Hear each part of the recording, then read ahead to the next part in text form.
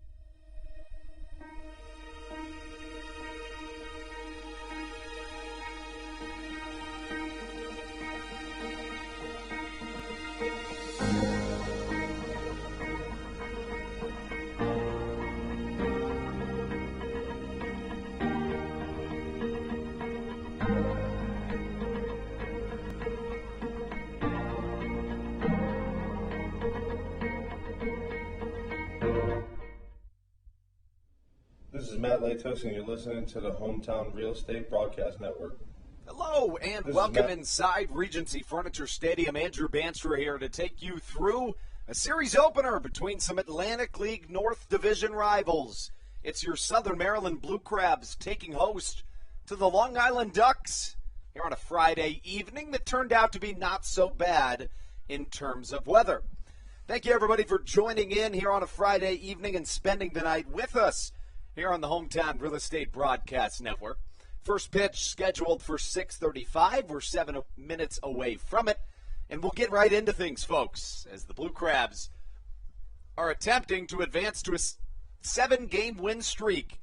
They, again, play host to the Long Island Ducks here this evening, who have been a little bit slow coming out of the gates in the second half. But, of course, you can't take anything away from this team considering their track record. I mean, they just won the first half. They went on a 12-game win streak in the latter stages of the first half to overtake the Blue Crabs, who held first place for a few days.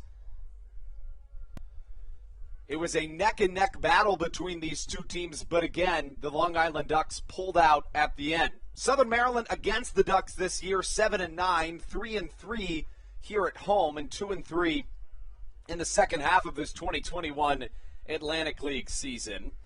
The Long Island Ducks, their season record, 41-31.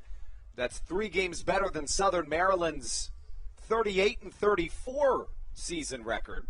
But here in the second half, Southern Maryland 2.5 games on top of the Long Island Ducks. The Ducks in third place in the Atlantic League North Division with a 5-8 record in the second half. The Blue Crabs riding a 5-game win streak in this second half, but a 6-game win streak as a whole. In fact, this win streak goes all the way back to the last time the Blue Crabs played the Ducks. Southern Maryland 7-5 here in the second half of this season, 5-1 at home in the second half, and have won every game of this homestand. If Mother Nature didn't cancel a couple of games, we would have already played 7 games in this homestand. Instead, we've played 5. Last night's game against the York Revolution, what could have been a series finale, was canceled, as well as 1 game last Friday, in fact, against the Lexington Legends. Southern Maryland a game back of the Atlantic League North Division leading Lancaster Barnstormers, who hold an 8-4 record in the second half. Let's give you what you've all been waiting for, the starting lineups here on the Hometown Real Estate Broadcast Network. Leading off, playing shortstop for the Long Island Ducks, it's Vladimir Frias. Batting second, the second baseman, Steve Lombardozzi.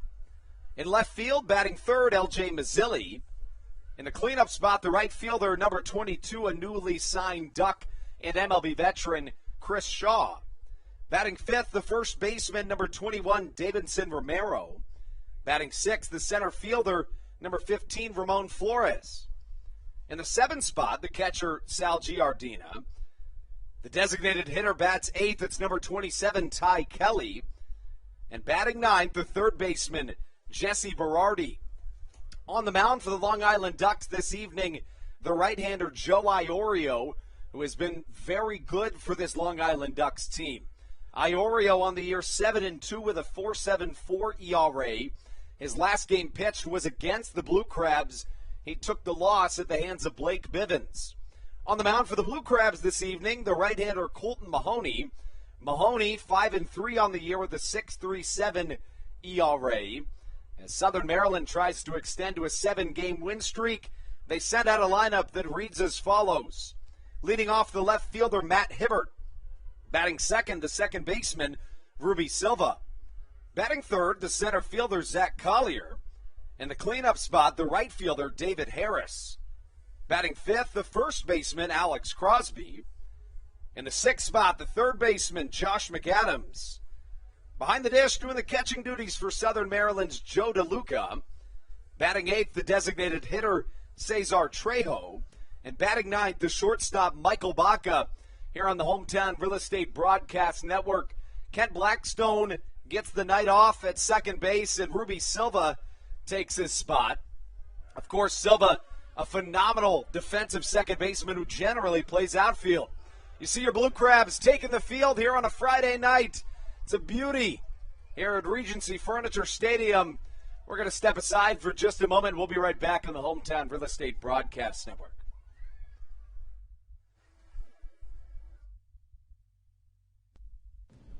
This is Matt Latos, and you're listening to the Hometown Real Estate Broadcast Network. Weiss Markets is a proud sponsor of the Southern Maryland Blue Crabs and has been since their inaugural season in 2008. Weiss Markets also presents one of the Blue Crabs' best and most famous promotions every single year. Kids can get in free to every single Blue Crabs game of every single year simply by wearing a jersey thanks to Weiss Markets. Weiss Markets can help you with all of your game day needs for a great price. Stop in at your local Weiss today. Eat better, spend less. That's wise. Weiss Markets is a proud sponsor of the Southern Maryland Blue Crabs.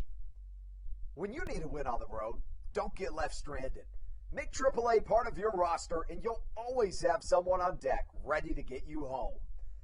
AAA also offers car care, insurance, and travel services, and has stores conveniently located for Blue Crabs fans in Brandywine, Crofton, and Alexandria. Don't forget to ask them about membership discounts for military and first responders. Please visit AAA.com to learn more or to find a AAA location near you.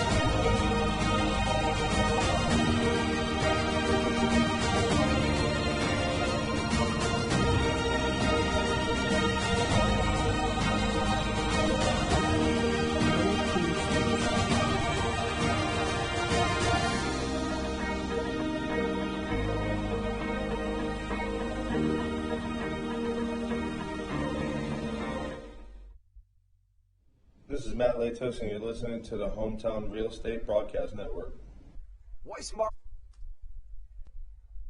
The national anthem has come and gone here on the Hometown Real Estate Broadcast Network.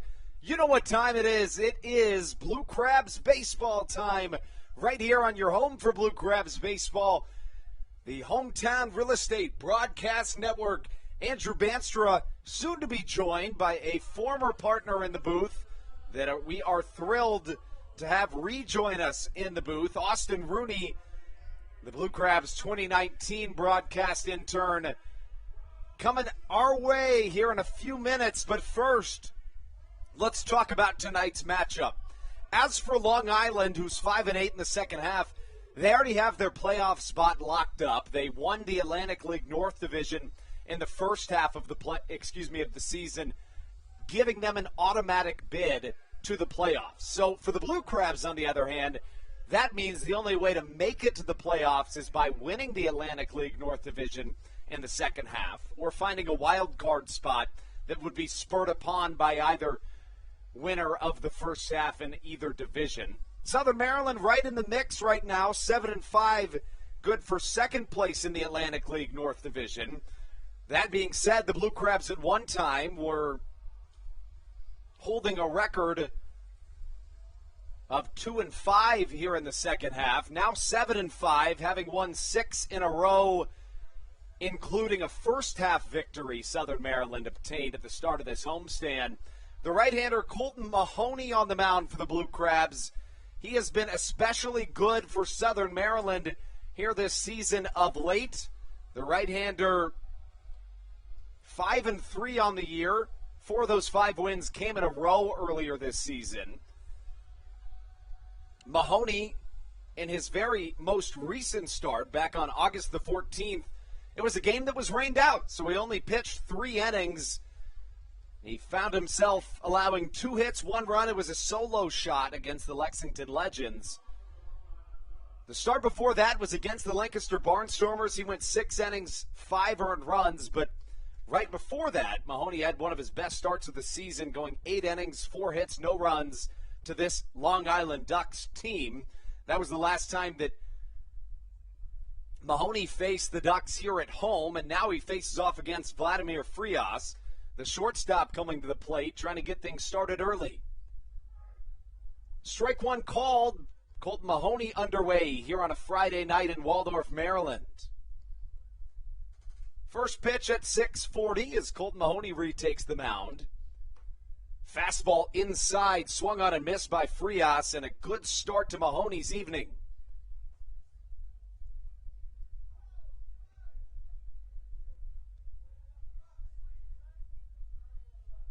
Mahoney with a long wait here.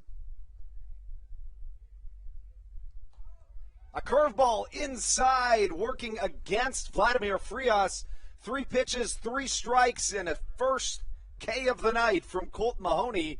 The right-hander looking sharp early.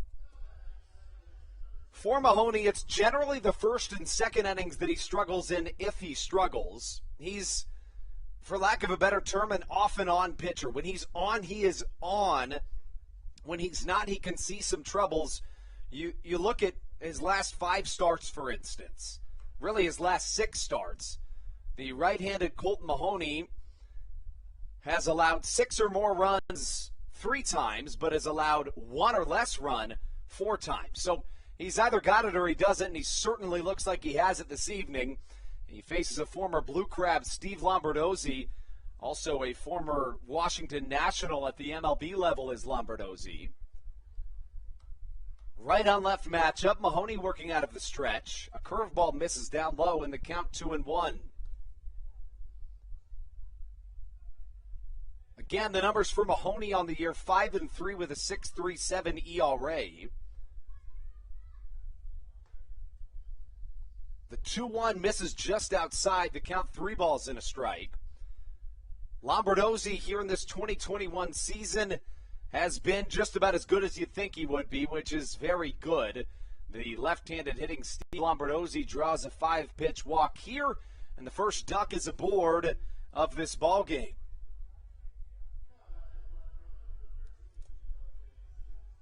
That brings up LJ Mazzilli.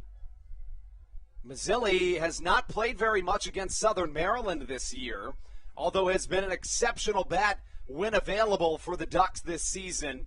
The right-handed bat of Mazzilli, a .332 hitter on the season, a .416 on base percentage, in 55 games, 41 RBIs for the right-hander.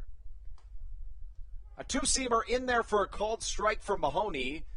He has begun each of the counts this evening working ahead. Struck out the first batter, Vladimir Frias, on 5 pitches. I beg your pardon, on 3, and then a 5-pitch walk to Steve Lombardozzi. The first right-handed batter that Mahoney has faced to this point in the evening.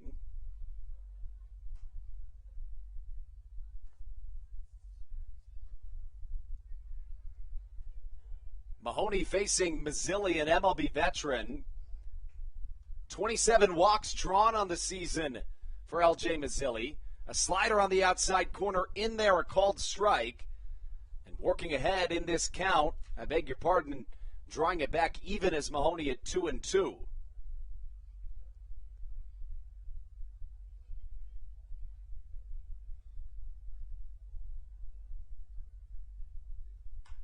The 2-2 could be 2. Silva to short. How about it? 4-6-3, a double play ball. Facing the minimum of 3 batters is Colton Mahoney, thanks to a nasty play by the middle infield here at Regency Furniture Stadium.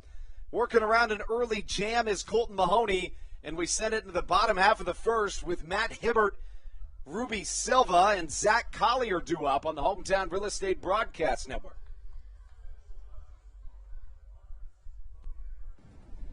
This is Andres Riceno, and you are listening to the Hometown Real Estate Broadcast Network.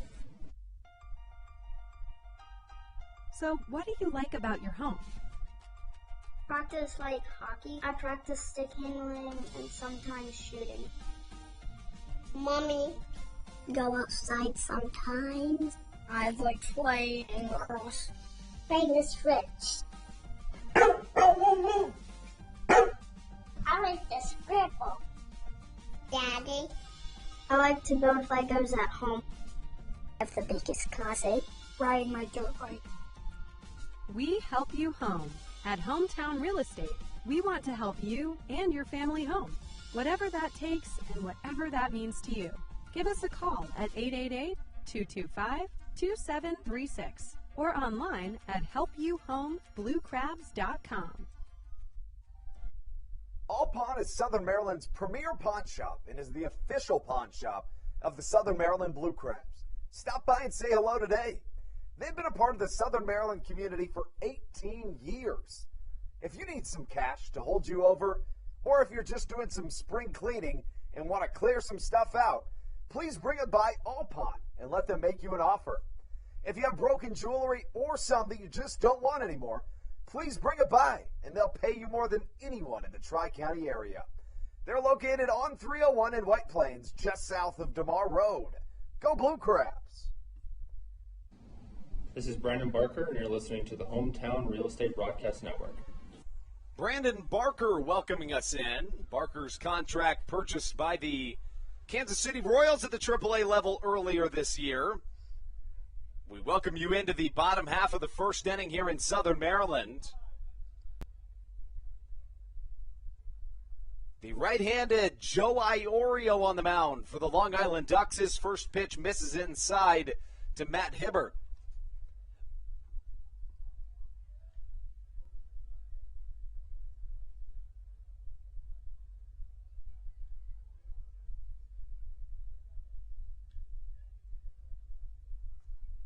Iorio working slow out of the windup, a methodical approach from the right-hander who catches the upstairs portion of the strike zone, evening the count at a ball and a strike. Iorio's most recent start was against this Southern Maryland Blue Crabs team. The right-hander who's been really, really good over the last 2 years for this Ducks squad as he induces a line drive bouncing in front of the first baseman, Debinson Romero, who catches and steps on first for out number 1. That brings up Ruby Silva facing off against Joe Iorio. Iorio 13-5 in his Atlantic League career with a 3.69 ERA here in his second year in the Atlantic League. Here in 2021, I should say, 7-2 with a 4.74 ERA.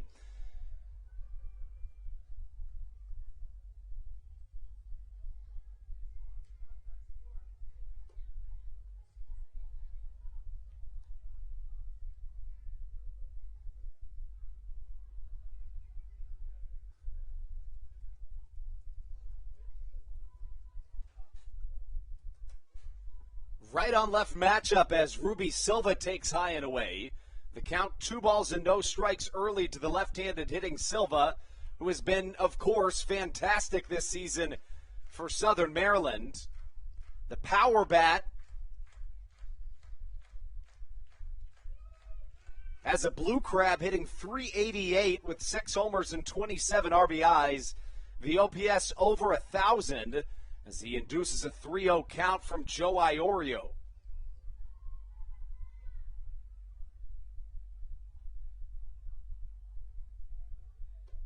Four straight balls from the right-hander puts the first blue crab aboard. It's the same way the Ducks started this game offensively. The first batter was retired before a walk as Zach Collier comes to the plate. Collier, statistically the best hitter on this Southern Maryland team, and I would have no argument with that, shall we say. A .327 batter with a 1,052 OPS. I'm of the personal opinion that OPS is the most important statistic in baseball, if not one of the most. And Collier lights up the statistics in just about every facet. A .450 on base percentage and a .601 slugging percentage for the left-handed hitting Zach Collier. Collier, 6'2", 200 pounds out of Long Beach, California. Peaked at the AAA level. He's been there on a trio of occasions. Some bookkeeping to make here this evening. We had previously announced that L.J. Mazzilli was going to be in left with Ty Kelly at the DH spot. Those two have flipped, so it's L.J. Mazzilli as the designated hitter with Ty Kelly in left field. Change up outside, it catches the zone as Zach Collier falls into a 1-2 count. Collier's a guy that's going to see a ton of pitches every time that he comes to the plate.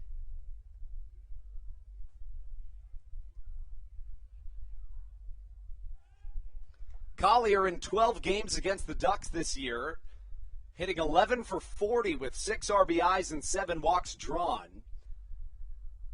He was injured basically the whole month of July, but since returning on August 1st, he's hitting .362 line drive single through the right side, and Southern Maryland's in business early as Ruby Silva comes and steps on second. Runners at first and second with just one away. That brings up tonight's right fielder. It's David Harris, who hits .267 on the year. Much like Zach Collier, the bat's been even better of late. Harris hits .340 since July 17th, and that's really just the theme for this entire Southern Maryland Blue Crabs team, who hits .306 roster-wide, dating back a month. First pitch to Harris misses outside, 1-0. Iorio trying to find the zone here in Southern Maryland. The right-hander working out of the stretch with runners at first and second. Harris takes a fastball high and tight, and immediately 2-0 goes the count.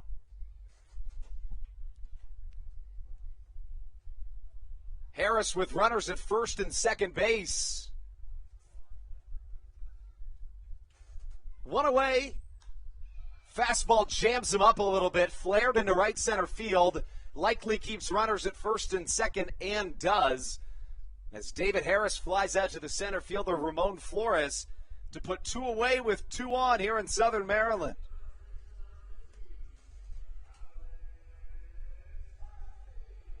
That brings up Alex Crosby. Crosby trying to bring this thing home here in the top, make that the bottom half of the first. With runners in scoring position and 2 outs this year, Crosby a .514 slugging percentage. As for the season as a whole, Crosby a .315 hitter with an .883 OPS. The power has been way up of late. First pitch swinging as Crosby, flared to the left side, should stay in the infield, and does. Gloved in the air from Jesse Berardi as Southern Maryland's first inning threat comes to pass. When we come back in the top half of the second inning, it's 4-5-6 due up for the Ducks on the Hometown Real Estate Broadcast Network. This is Daryl Thompson, and you're listening to the Hometown Real Estate Broadcast Network. Chick-fil-A of Charles County has been a proud supporter of the Southern Maryland Blue Crabs since their inception in 2008. For years, they have sponsored the Southern Maryland Blue Crabs, America's prisoners of war and missing in action. In between the second inning of each game, there is a moment of silence brought to you by Chick-fil-A. The Southern Maryland Blue Crabs appreciate and respect not only Chick-fil-A, but all of those that have served our great country. The seat that they sponsor was made possible by Chick-fil-A of Charles County. Thank you so much, and visit any of your Charles County Chick-fil-A locations today. Through October of 2021, COVID-19 vaccinations are offered right here at Regency Furniture Stadium. No appointment necessary. Just swing on by and get your COVID-19 vaccination today. Take one for the team, Southern Maryland. Get the vaccine.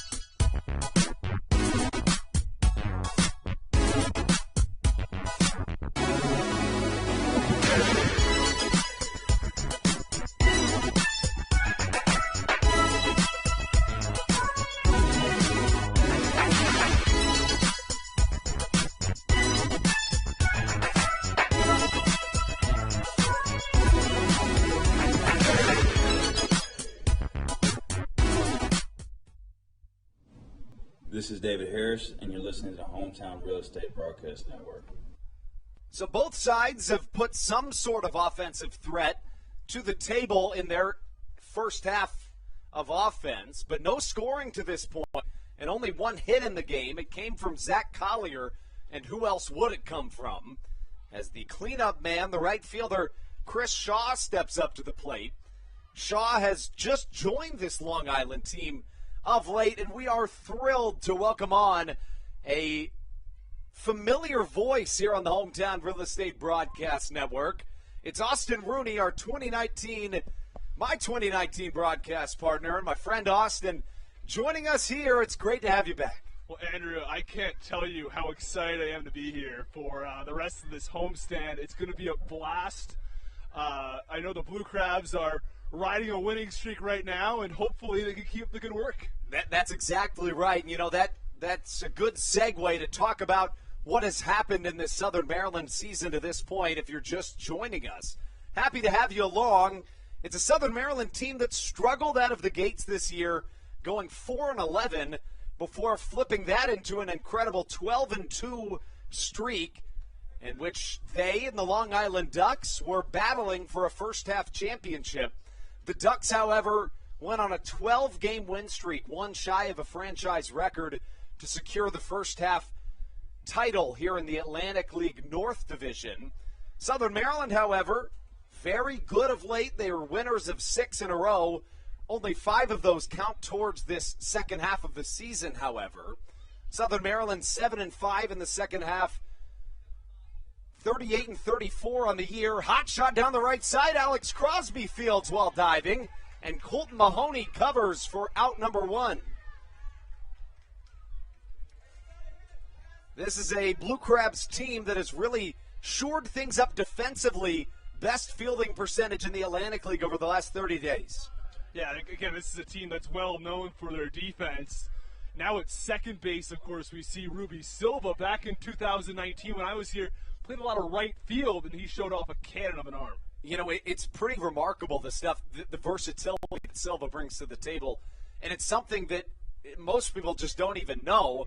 I always knew Silva had the capacity of playing second, but with Kent Blackstone getting a rare night off this evening, Silva moves from right field to second base, and he can field his own. The other day he played second base while Baca, the shortstop, got the night off as Davidson Romero swings and misses. The count 0-2.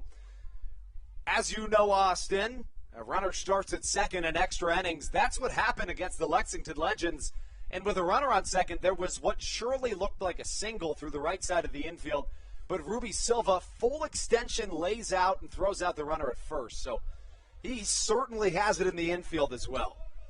Yeah, he does. And you talked about the ability to shift from right field to second base. I guess same side of the field, but that's about all the similarities you're going to have there. You know, that short throw to first base, a lot different than you're throwing from the outfield. You know, if my arm was as powerful as his was, I would have a hard time not just throwing it outside of the stadium, throwing from second. Yeah, over the dugout and into the seats. And he's shown to be a really good component of the double play ball. He and the shortstop Michael Baca turned a 4-6-3 double play to end the Ducks' half of the first inning. A 1-2 count to the 2019 Atlantic League Championship Series MVP, Davidson Romero.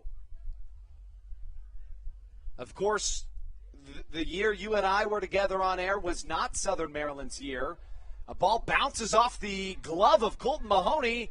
There's that powerful arm that we know Ruby Silva to have, but it's not enough. What a bizarre play to get Davidson Romero aboard. Yeah, the throw had some steam on it. It was maybe from 20 feet away, though, so didn't exactly, it wasn't enough to get the out at first. Alex Crosby doing a good job reacting to that as Joe DeLuca comes back and picks up his catcher's mask. Speaking of catcher's equipment, as it looks like they're tending to Silva, maybe? I'm not exact. Oh, I beg your pardon. It's Davidson Romero, who looks like he may have pulled something on his way down to first. I did not see that at first. No, I didn't either, but you see the training staff attending to him, and have to see if he can stay in this game as we have a short stoppage.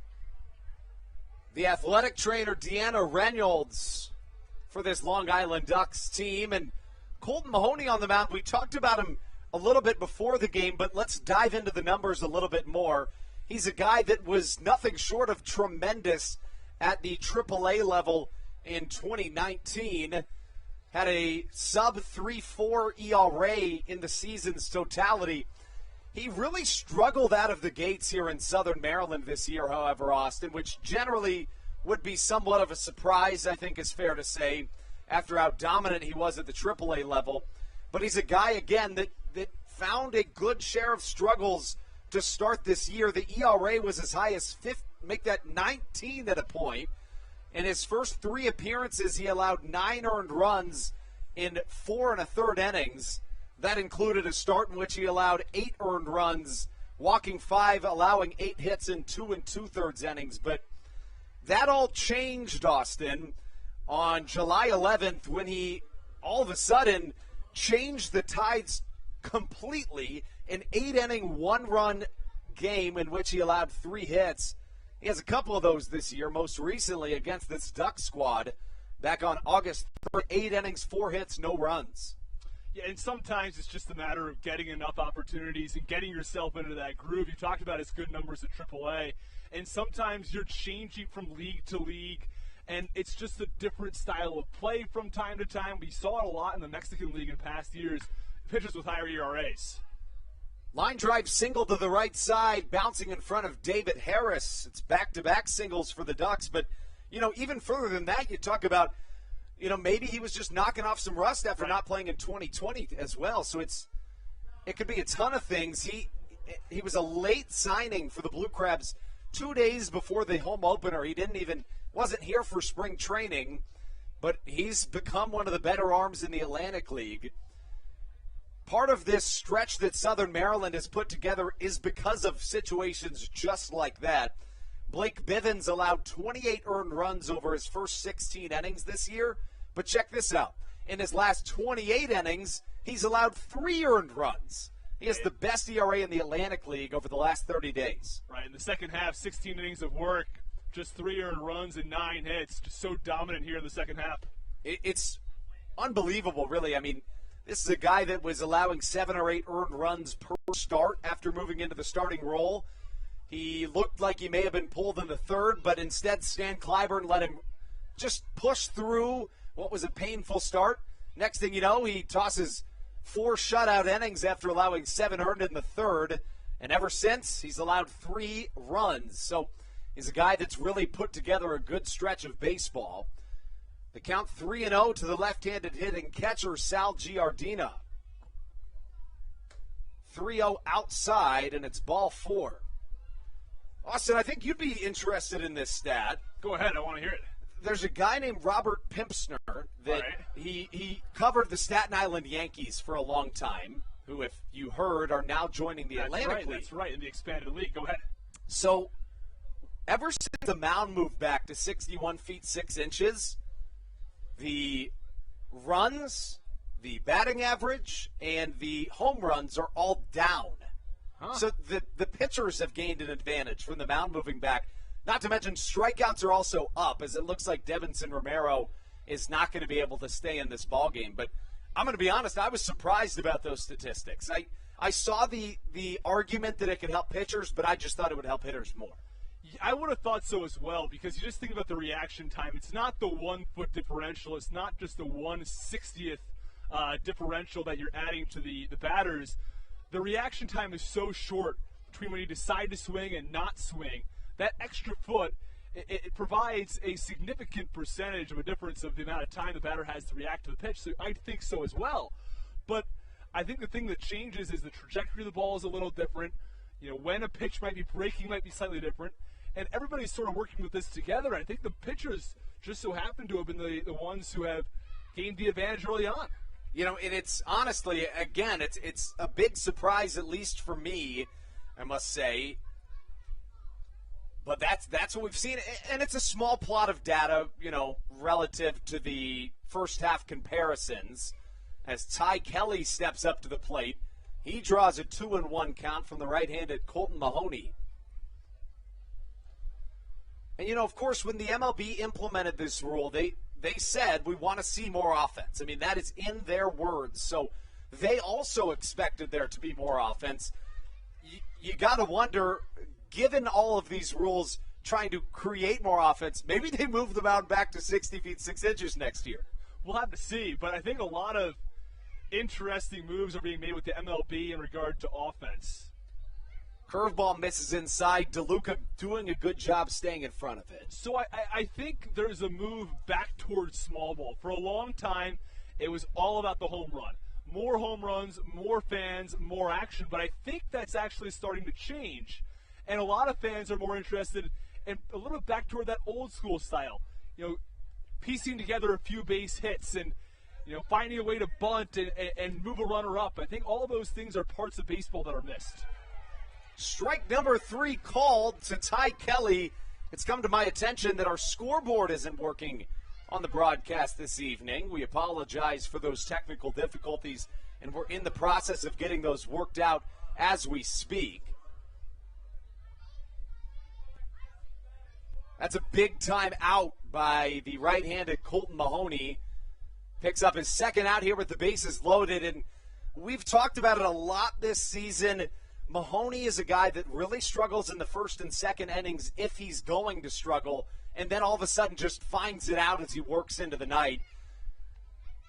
This is not the first time that he's gone scoreless in the first inning and then allowed the bases loaded in the second, but each of the last 2 times he's done exactly that. He's worked out of it. So, yeah, and it's a different situation now. I think pitchers, especially guys in extra innings, I'm actually somewhat of a fan of this whole second base rule, starting with a guy on second. I am too. You know, maybe pitchers are getting a little more used to working with runners in scoring position. Of course, a starter here, but bases loaded, 1 out, gets a strikeout, and see if you can work out of this. See, yeah, I agree. I have absolutely no problem with a runner starting at second. It has become somewhat of a hot-button topic, though. It has. Curveball inside. It looks like it hits Jesse Berardi, and that'll bring home the first run of our contest. It's a hit by pitch from Colton Mahoney to the 9-hitter Jesse Berardi. That's really become one of the most famous Atlantic League rule changes, even though it was never that – it didn't get that much press when it happened. No. It did start in the Atlantic League, though. It did. It started in the Atlantic League, and – it was in 2019, and it was one of those plays. I was like, you know what? This is one that makes sense. And at the MLB level, a lot of fans are sort of questioning it. But I think it's really interesting. I think it adds a lot more excitement to extra innings. Sometimes you get into extras with no runner on, and it's slow, and you get to the 12th, the 13th inning. It's really eliminated those. And each of those innings, the 10th, 11th, 12th, if you get there, are just so much more action-packed with that runner on second. Well, and that's the thing. I mean, I think you raise a fantastic point in saying that, like, even if the game does go on for a long time, at least it's super entertaining to watch. And that's one of the issues the MLB is looking to tackle right now, of course, with trying to grow viewership back to the levels it's been in past years. Chopper into the dirt, hits Frias's foot, and the count 0-2. The score 1-0, Ducks on top here early, and in the bottom half of the second inning, we'll go over every experimental rule change from 2019 and where it's at now. You might be surprised by one. I don't know that I don't know if you know about the fact that one of the ones we really thought was just going to stop and die when it really wasn't very popular here did end up making it to the next level. It was that pickoff move rule where you had to step off to pick off. Oh, right. I forgot about that one, to be completely honest. I was not a big fan of that rule. I don't think really anybody was. It didn't really make a ton of sense, but it has been put into affiliated baseball, which I was, to be quite honest, a little bit surprised about. The step-off rule is being used at High A this year. It's a bad time to be a left-handed pitcher at the High A level. Of course, the whole reshaping of all of minor league baseball as well. True. It's a good point. A lot of those High A programs were Low A, or the Class A, before moving up, and the High A's moved down to Low A. I wasn't entirely sure why they had to make that switch. I agree. Could have just kept them as is. Yeah. Just call it A. Right. Yeah. And at that point, you may as well call AA B. Just make things a little bit more less confusing as Frias takes a fastball high and away. The count 1-2 to the shortstop. Frias played in the Atlantic League in 2019, won the championship with the Ducks, but went unsigned for the first few months of the year, and he's made every team that didn't sign him pay for it. Frias hitting .312 this year for the Long Island Ducks. Here's some rowdy fans here on a Friday night. We were expecting rain all day, but that subsided. Very happy that it did, as Southern Maryland has the chance to pick up their 7th straight victory. The 2-2 to Frias outside, and we work full at 3 balls and 2 strikes. And this is a really pivotal moment of the game for Colton Mahoney, who is, I mean, we're well versed in the fact that he can really turn things around no matter the start he has, but you'd like to see it happen right now. 3-2, Frias isn't going down that easy. Vladimir, a .314 hitter in 39 games played. 4 home runs, 22 RBIs. A .471 slugging percentage, not bad at all for a leadoff hitter. Basically no wind this evening. If you look at the flag, it's just draping straight down, covering the flagpole. Yeah, perfect weather tonight. See if David Harris can get a beat on this baseball. He's not able to. It drops. That'll at least score one. Here comes the second and the third. A bases clearing double for Vladimir Frias as the Ducks are up early. It's a very well hit ball to right center field. And you mentioned it. David Harris almost got there. That ball sort of died, hit the ground, and then didn't go anywhere. It looked like it had a chance to bounce off the wall on a hop or two, but it just sat there like a 9-iron onto a green with some backspin on it. And Harris went up and grabbed that ball and tried to get it in quickly, but all three runners come around for the Ducks. An early 4-0 lead.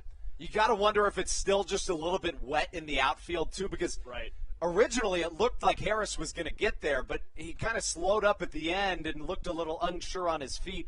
And then, like you said, the ball just stopped. So maybe it's a little damp out there.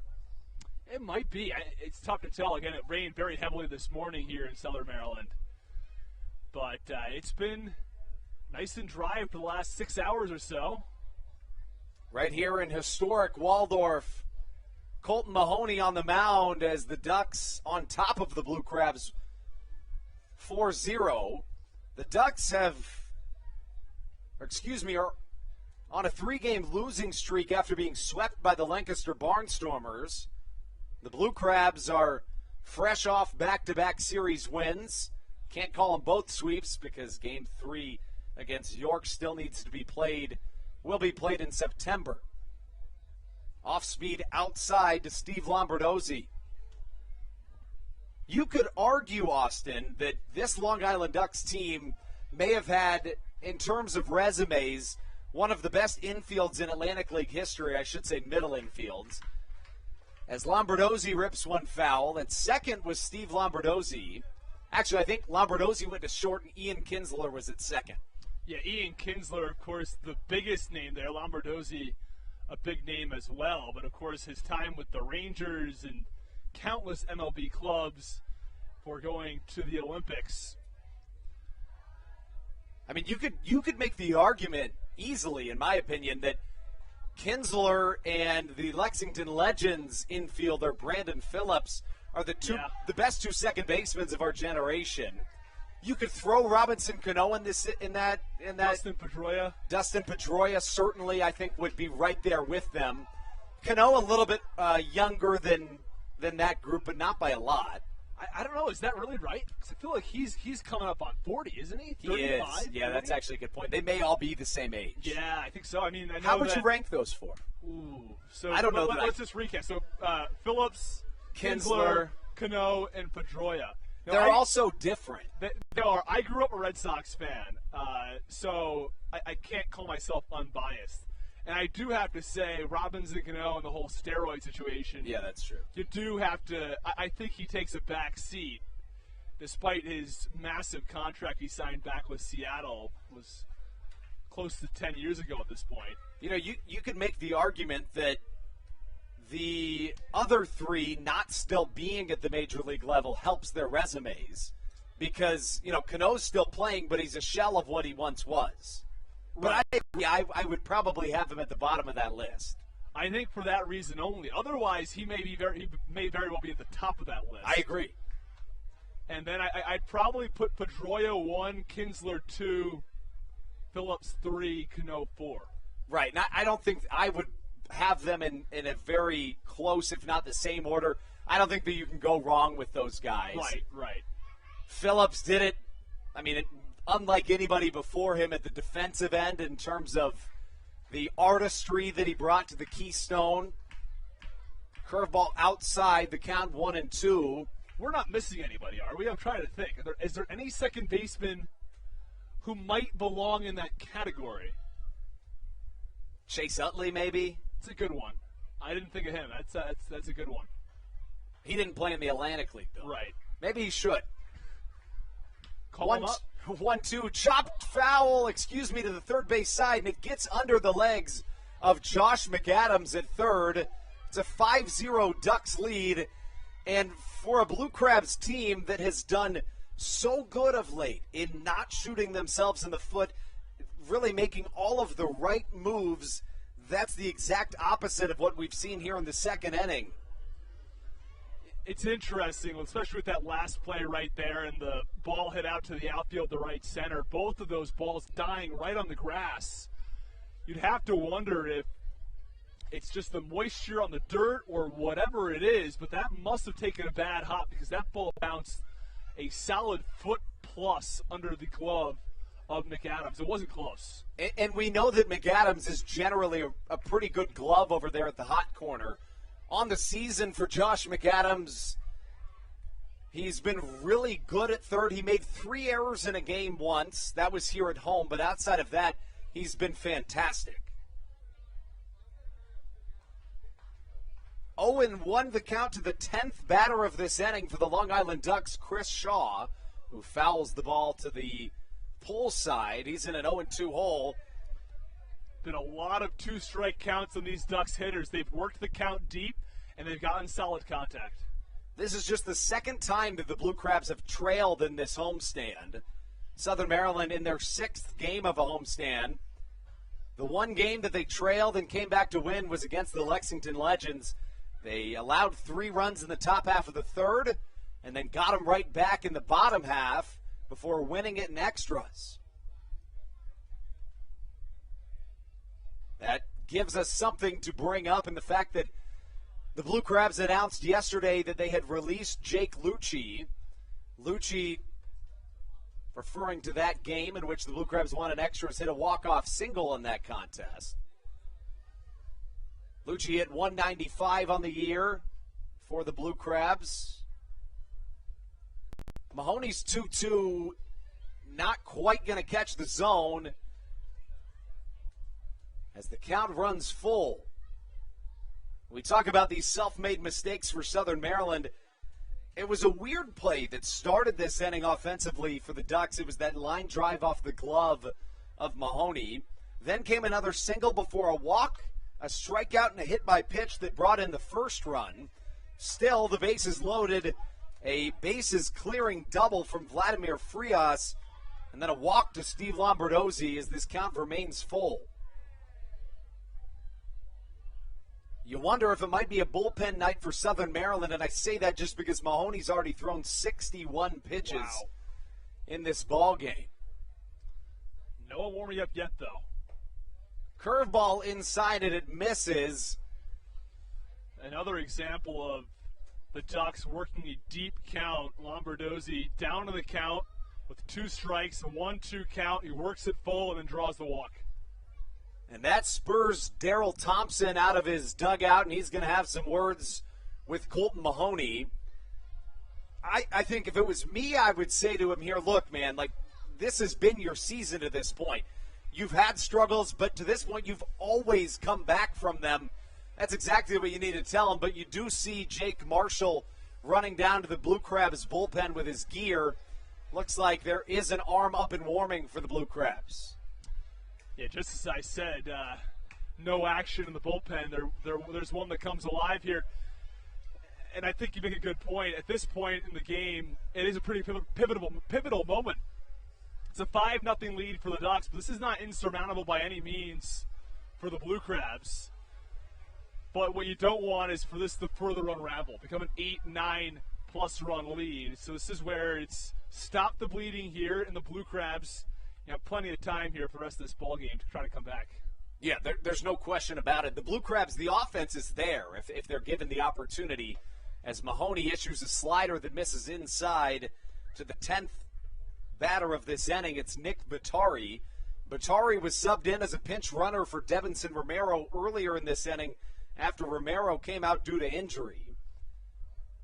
If there was ever an arm to bring in a middle relief appearance, it would be that of Sam Burton, who has been in the starting rotation up until 2 days ago.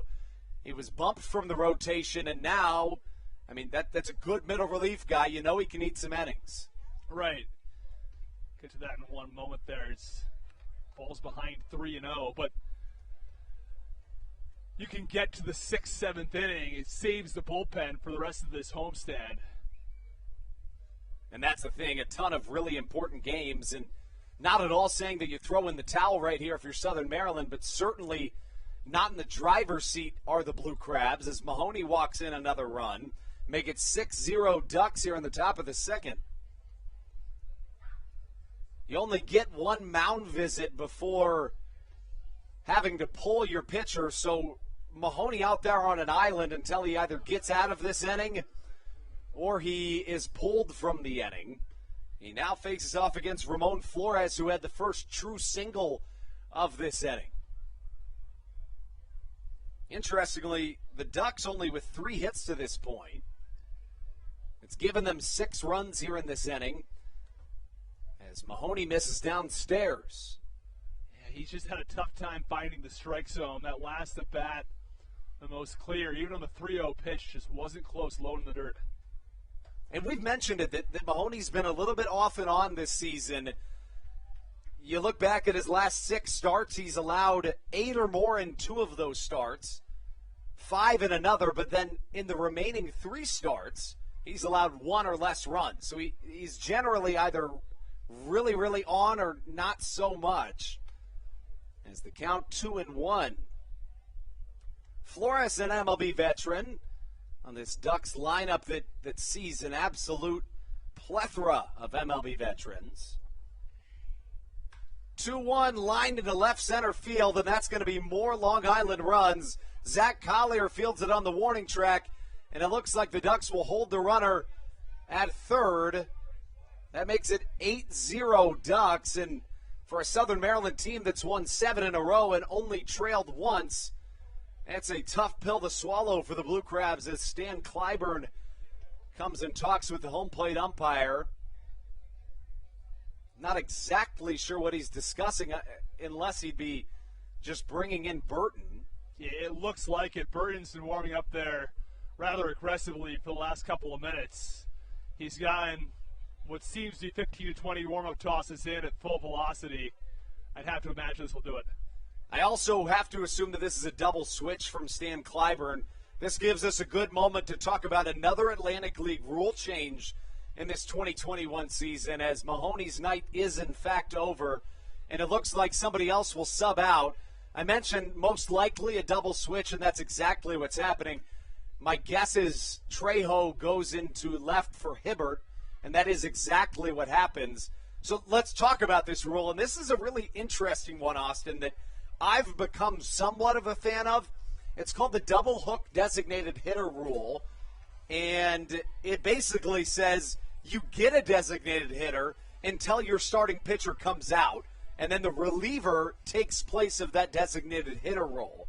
So in this situation, you probably see Sam Burton bat a couple times, but generally you're only going to see 1 inning out of that reliever and maybe some double switches to make sure that that pitcher spot doesn't come up a ton. But it's an interesting rule, and it's sort of that middle ground between where the AL and NL are. Interesting story. This was on ESPN. I saw this maybe 10 plus years ago. The National League was all set to put the designated hitter in place in, I think it was 1975. There was a whole situation about 2 or 3 teams were going to vote the same way as another team with this NL owners meeting. But one of the owners didn't show up, and they couldn't get a hold of him. So the owner was going to vote yes, did not tell the person who was coming in his place how to vote, and these other teams voted abstain along with that owner, which led to the vote not going through. It's a little complicated there. No, I've heard that story, and it is one of the strangest stories. I think he was out on a fishing trip. Yeah. The owner was. They couldn't get a hold of him. The most costly fishing trip in terms of baseball history. The designated hitter rule was implemented in the American League in 1973. 73, okay. So, I mean, you're right there in terms of it was almost just like bang, bang, designated hitter forever. Right. It does serve as a really good compromise, and that's the exact wording that MLB used in their press release. It's a potential compromise between the National League and the American League. It's been interesting to this point, but to be completely honest with you, Austin, it's just caused a ton of double switching and pinch hitting, and at that point, just make it a designated hitter. Right. I mean, it just makes more sense. Sam Burton now into the game as Southern Maryland trails 8-0. I think a couple things on this. The first of which is it brings strategy into the game. That was one of the hallmarks of the National League with the pitcher spot there, is that it brings up a pinch hitter and additional strategy into the game and more bats off the bench that you just don't see in the American League. You know, there are a lot of games in the AL where there will not be the 9 players who start in the lineup will finish the game. And you just don't see that in the National League because of all the pinch hitters that come through. And that makes a guy like Kike Hernandez, who of course is now in the AL with the Red Sox, but I mean with the Dodgers, that makes him of the utmost value. Right, and I think that's part of what this rule could bring to baseball. Burton's next pitch, a curveball that misses inside. First base is unoccupied. Let's give you the numbers on the year for Sam Burton. Burton's made 14 appearances, all of them in a starting role. 3-6 with an 8.13 ERA for the right-hander. In just about 69 innings pitched, 77 hits and 43 walks, giving him a 1.75 whip. Those numbers have gone up of late, however, as he gets out of this inning finally here in Southern Maryland. It takes 13 batters to do so. The Ducks strand 2, but plate 8. It's going to be a long hill to climb, but if any team was to do it, it would be Southern Maryland. We leave you with this stat.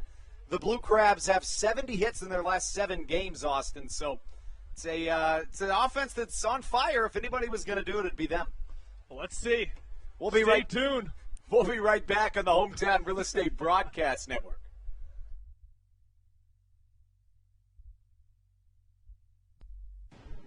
This is Joe DeLuca, and you're listening to the Hometown Real Estate Broadcast Network. Whether it's Chris Paul, Cliff Paul, Aaron Rodgers, or even the son of a former Blue Crab, Patrick Mahomes, you've seen many athletes endorsing State Farm. That's because your State Farm agent has your back through good times and not so good times. That's why all the Blue Crabs, Darryl Thompson and the whole team, trust State Farm with their insurance needs. State Farm is the company people have trusted for over 99 years to help life go right. Call your local State Farm agent, Greg Conklin, today at 240-776-4289. When you're in the market to buy or sell a home, call Tony McClure of Century 21 New Millennium and his Grand Slam team, the realtor of the Southern Maryland Blue Crabs since our first season in 2008. Tony and his team of preferred partners includes Tim Murphy of CNF Mortgage and Steve Scott of the Scott Law Group. Together, they will ensure that your real estate needs are nothing short of a grand slam. The quality service you will receive is Hall of Fame worthy. Put Tony's 41-plus years of experience to work for you. Call or text Tony today at 301-928-1280 for your personal Grand Slam experience. Go Blue Crabs.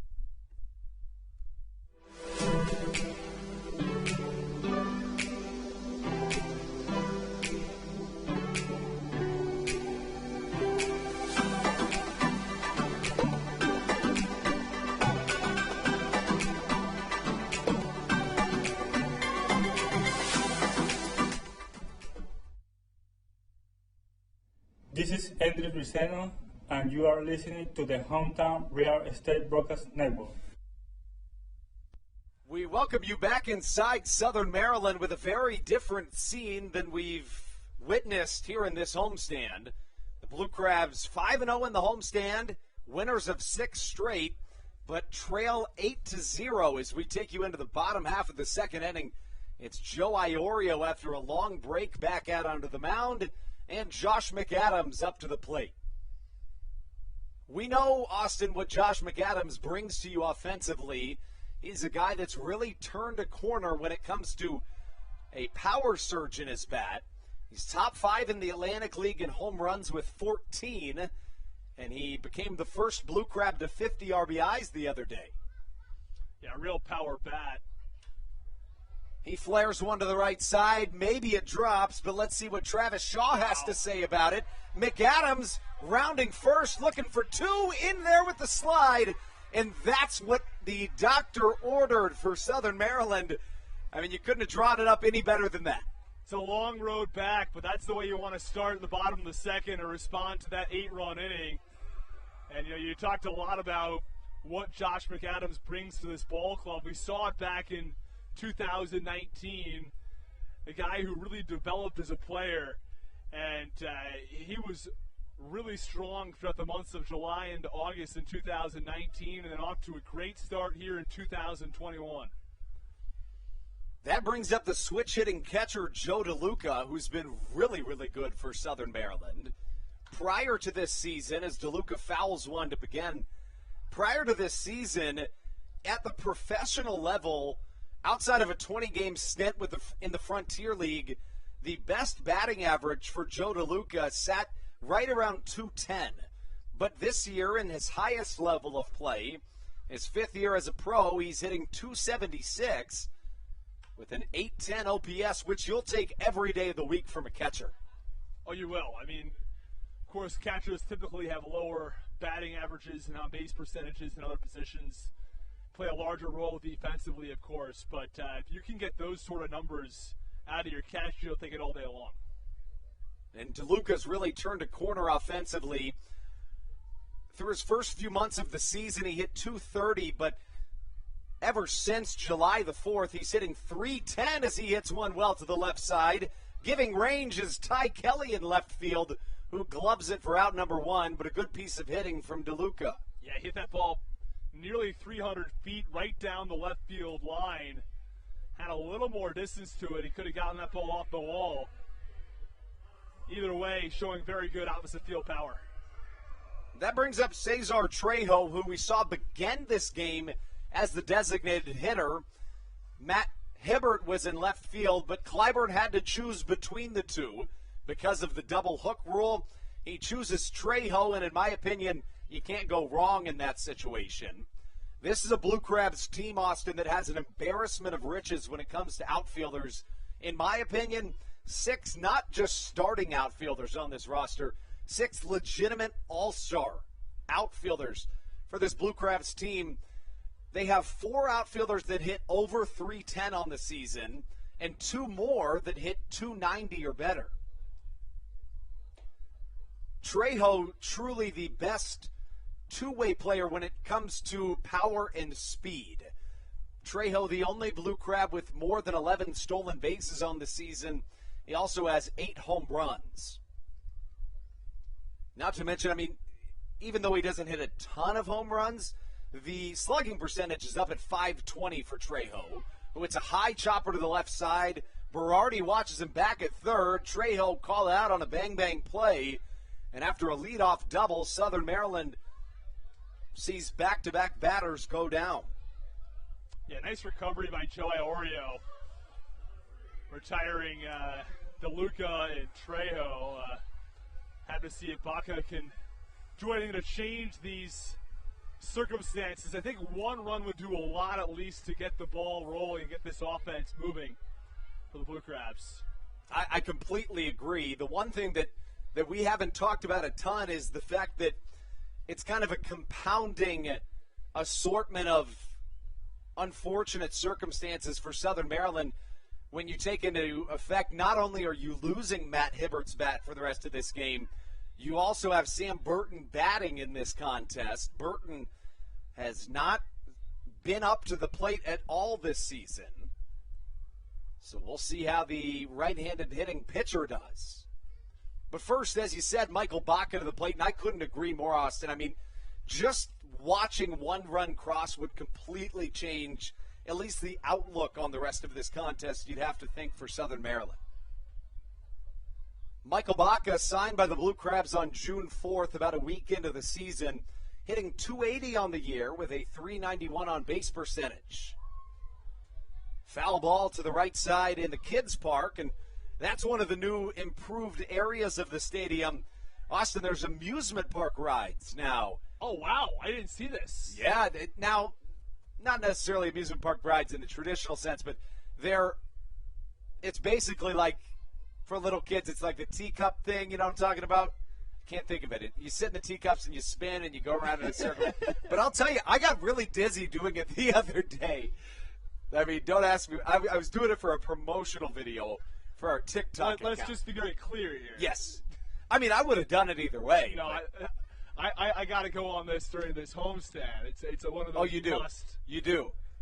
It should have been the very first thing you did. I mean, you see that, you go, whoa, I got to try that. Yeah, no, well, the first thing I did, I got right out of the car. Yes. I came right up here. I unfortunately didn't make first pitch. I was driving up 6 hours straight shot, but I am happy to be here for this game. And would not miss this for anything. Thrilled to have you here. And Sal Giardina, we've talked about it a few times. That is by far and away the best mustache in the Atlantic League, Austin. That's outstanding. I have to be honest. It looks almost like a prop. Like it's It not does, real. yeah, right. Like something you find at a Halloween costume. But no, it's something else. Nonetheless, Giardina unable to retrieve the ball, giving McAdams time to get to third base. McAdams 90 feet away from what could be the first Blue Crabs run of this game. Baca hits one to the right side. Shouldn't be a problem for Travis. Make that Chris Shaw. But he catches it over his left shoulder and puts the Blue Crabs' second inning to bed. We take you into the top of the third. Southern Maryland trailing 8-0 on the Hometown Real Estate Broadcast Network. This is Andres Riceno, and you are listening to the Hometown Real Estate Broadcast Network. So, what do you like about your home? Practice like hockey. I practice stick handling and sometimes shooting. Mommy, go outside sometimes. I like playing lacrosse. Playing the Switch. I like the Scrabble. Daddy, I like to build Legos at home. I have the biggest closet. Riding my dirt bike. We help you home. At Hometown Real Estate, we want to help you and your family home, whatever that takes and whatever that means to you. Give us a call at 888-225-2736. When you're in the market to buy or sell a home, call Tony McClure of Century 21 New Millennium and his Grand Slam team. The realtor of the Southern Maryland Blue Crabs since our first season in 2008. Tony and his team of preferred partners includes Tim Murphy of CNF Mortgage and Steve Scott of the Scott Law Group. Together, they will ensure that your real estate needs are nothing short of a grand slam. The quality service you will receive is Hall of Fame worthy. Put Tony's 41-plus years of experience to work for you. Call or text Tony today at 301-928-1280 for your personal Grand Slam experience. Go Blue.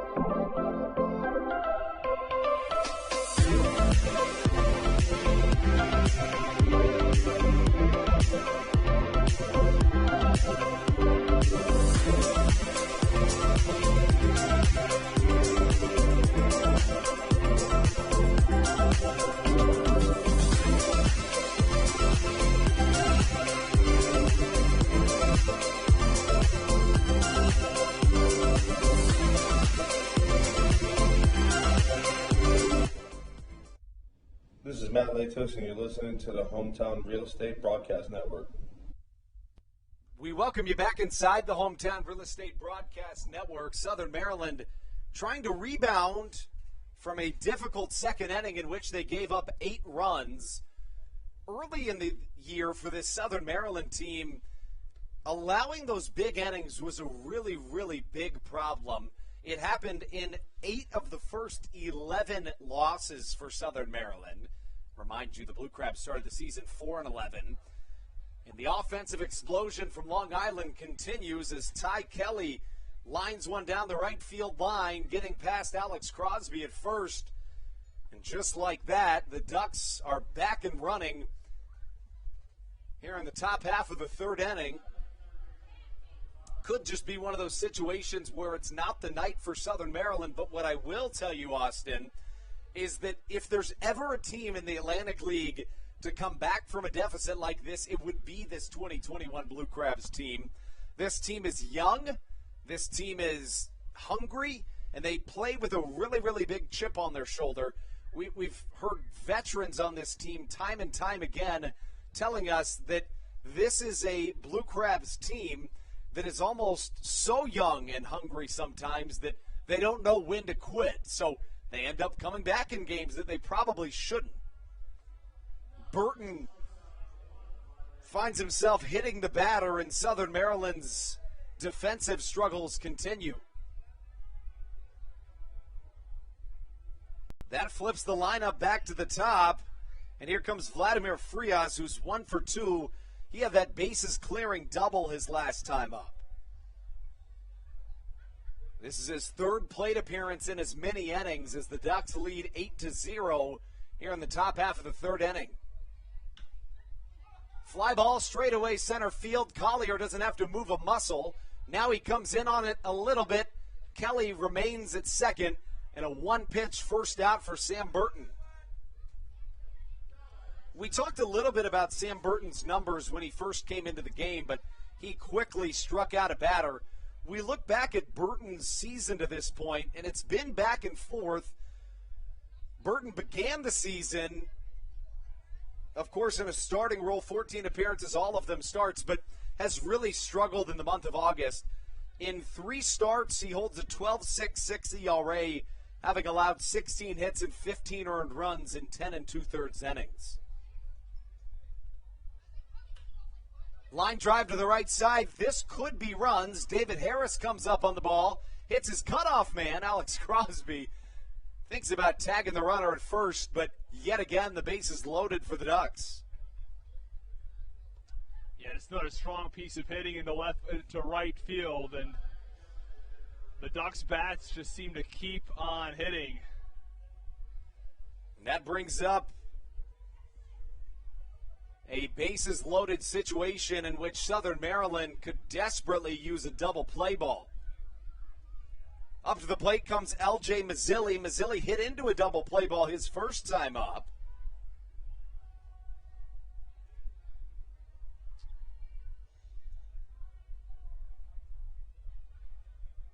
So I remember back in 2019, they had the different rules about mound visits. So can you just give us what is the update for new rules on mound visits this year? That's a great question. You can do one mound visit, but nothing more than that. Anything more than that has to be pulling the pitcher or tending to an injury. So you do get one this year. Okay. Which is reasonable in my opinion. Maybe 2 would make a little bit more sense, but. And what about catcher visits to the mound? Same thing applies. No, I'm sorry. That's not the same. It was so strict in 2019. Right. Catcher visits are not in the same conversation. Okay. They can do those as many as they'd like. So I remember, I think it was a third baseman who came to the mound for like a half second. Oh, I remember that. Yeah. I don't remember who it was, but it was they called a balk on the third baseman saying a quick word to the pitcher. That was bizarre. Right. You know, it was, I mean, I see why they did it, but I was a little surprised by it. 1-2 the count to L.J. Mazzilli. Mentioned it earlier, Mazzilli has not played against the Blue Crabs a ton this year. Has played in a total of 39 games for the Ducks this year, but for one reason or another, when these two teams meet, Mazzilli has not been able to take the field. 1-2 high and away, and the count draws even.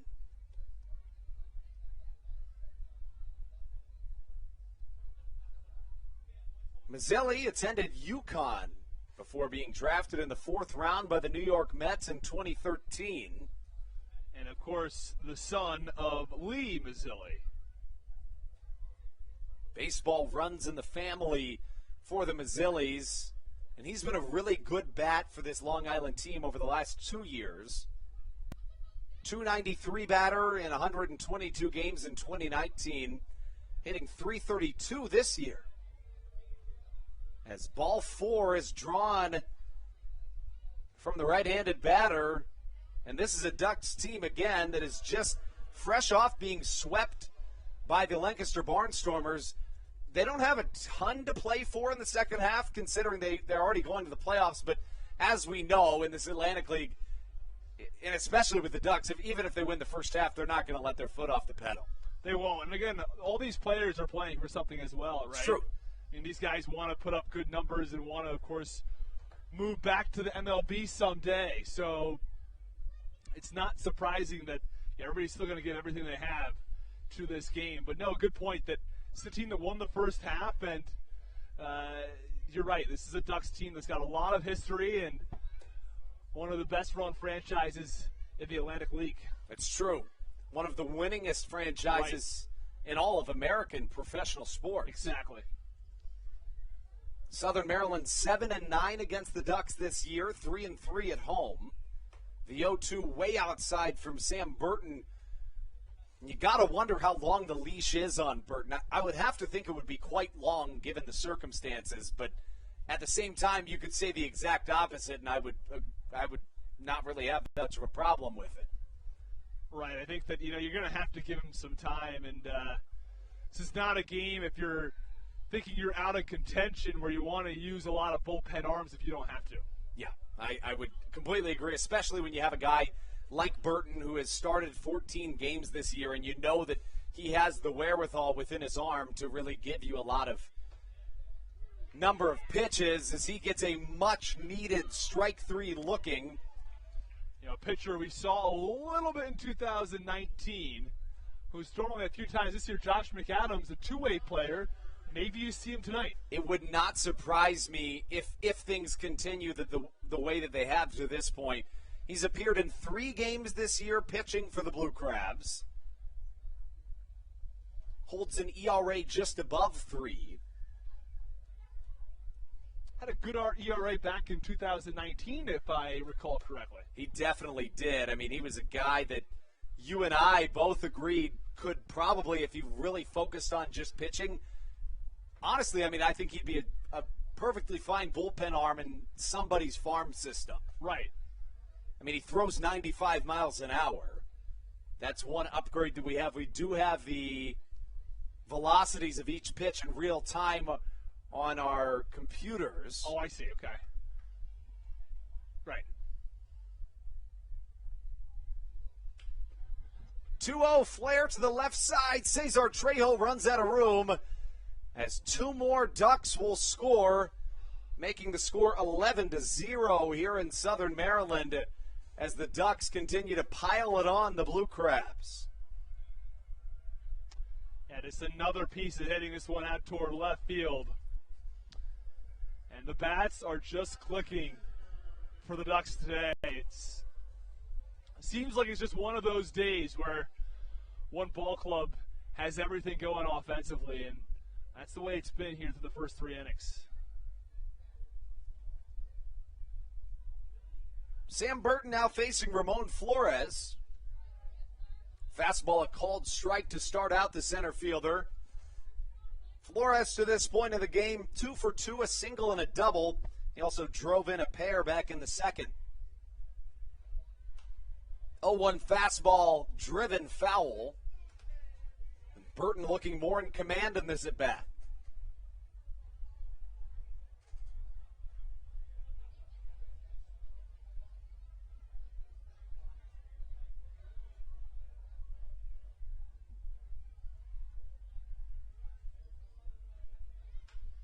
Flores hits one to the left center alley. Trejo coming under it and catches for out number 3. The Ducks put on another trio here in the top half of the third. 11-0 Long Island as we take you into the bottom half as Southern Maryland looks to get their offense started here on the Hometown Real Estate Broadcast Network. There's nothing quite like when the Blue Crabs retire the side.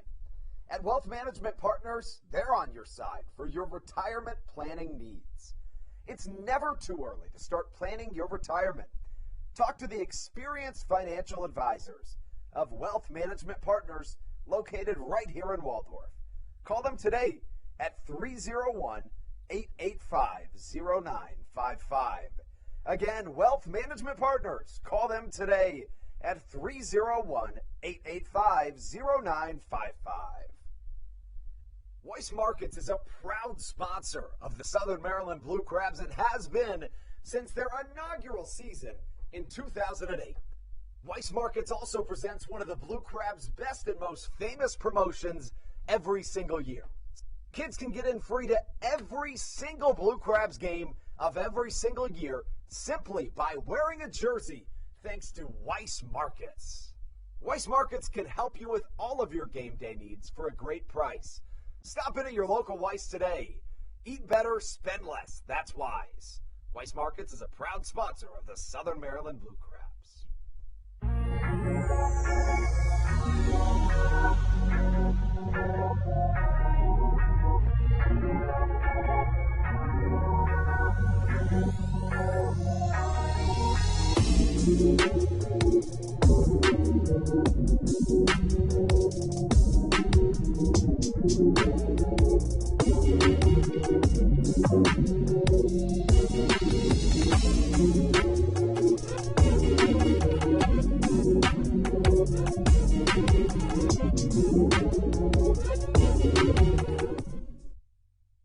This is Sam Burton, and you're listening to the Hometown Real Estate Broadcast Network. Sam Burton welcomes himself into this bottom half of the third. Burton trying to help himself out here at the plate. First pitch, a called ball from Joe Iorio. Iorio has had his plate set for him to this point. The right-hander sees an 11-0 lead. It's got a different mentality for a pitcher. Especially when you have these long breaks between innings. Right. You wonder if he's still as aggressive, but to your point earlier, everybody's playing for something no matter the score. Burton hits one up the middle, and how about it? I mean, we'll take it, Austin. Why not? How about that? Pitcher getting aboard to lead things off in the third. It's a good sign. It is, and, you know, to the point about the intrigue of not having a designated hitter, that's it right there. I mean, there's nothing like seeing that. Right. Now, I was going to add on to my previous point about pitchers and designated hitters. Oh, by the way, Sam Burton, first hit of the year on his first at bat. Awesome. 1,000 batting average. Sorry, go ahead, my bad. Well, what I was going to say, it really helps with strategy, I think. The one drawback. Chopper to the right side. Silva could see himself turn a double play ball, and does, as he jogs to first, and a 4-6-3 double play ball puts Southern Maryland right back in the hole they found themselves in, despite the single from Sam Burton. Right. So back to my point here. I think that the one time it's a real drawback, I was watching a Mets game, this is probably a couple weeks ago, and bases loaded, no outs, and they come to that pitcher spot in the 9-hole. And it's one of those times you got a rally going, and it just stops the rally right in its tracks. And what was it, a strikeout, a double play ball next to batters.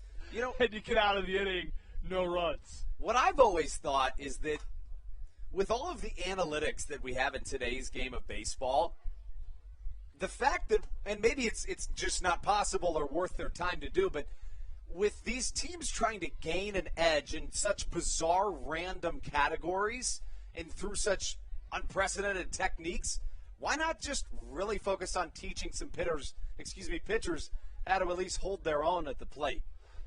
It's an interesting idea. I think the other thing is, though, if you see some guys, if you put a rookie ball player, let's say, in the major leagues, he's going to struggle. There's no doubt about it. I mean, he's probably not going to hit 200. Right. So I think, having a pitcher try to hit 200, if that's not his specialty, I'd imagine most of these guys aren't as good as, recent college graduates who are, big hitters, or, some of the more recently drafted high school stars out of high school, right? So it's a little bit of a tough task to have those pitchers really increase their numbers, but possible. It's an idea for sure. 3-1 swung on and missed from Zach Collier, who statistically is the best Blue Crab in this 2021 team. I mean, he leads the team in a variety of categories in terms of statistics per game played. By far and away sees more pitches than any other batter. has the best OPS and the best batting average. This is a guy, Austin, that is going to draw a ton of walks. I mean, we've seen already here in this homestand, he's drawn 5 full counts. Yeah, it's impressive, and we saw him work a 6-pitch walk right there. That brings up David Harris, who flew out to the center fielder Flores his first time up. That was when Southern Maryland had runners at first and second with 1 away in the first inning. First pitch Harris sees, backs him off the plate, 1-0 the count. Harris was drafted in the 36th round by the Toronto Blue Jays back in 2013 out of Southern Arkansas University. Struggled in the affiliated level, but has been wildly successful in independent baseball. And his first year in independent baseball in 2017, he won the Frontier League MVP, hitting .331. The next year, he hit .342 in the Frontier League. His bat has been really good recently. Since July 17th, he's batting .340. A .267 hitter on the year. The 3-0 taking all the way, and now a hitter's count. We said in the bottom half of the second inning it would be huge if Southern Maryland could get a run across. I think now down 11-0, a home run would have generally the same impact. A broken bat chopper up the middle, and what a play from Steve Lombardozzi to get us through a third of a game of baseball. It has not been what Southern Maryland drew up through a third of a game. 11-0 Ducks here on the Hometown Real Estate Broadcast Network. This is Sam Burton, and you're listening to the Hometown Real Estate Broadcast Network. Whether it's Chris Paul, Cliff Paul, Aaron Rodgers, or even the son of a former Blue Crab, Patrick Mahomes, you've seen many athletes endorsing State Farm. That's because your State Farm agent has your back through good times and not so good times. That's why all the Blue Crabs, Darryl Thompson and the whole team, trust State Farm with their insurance needs. State Farm is the company people have trusted for over 99 years to help life go right. Call your local State Farm agent, Greg Conklin, today at 240-776-4289.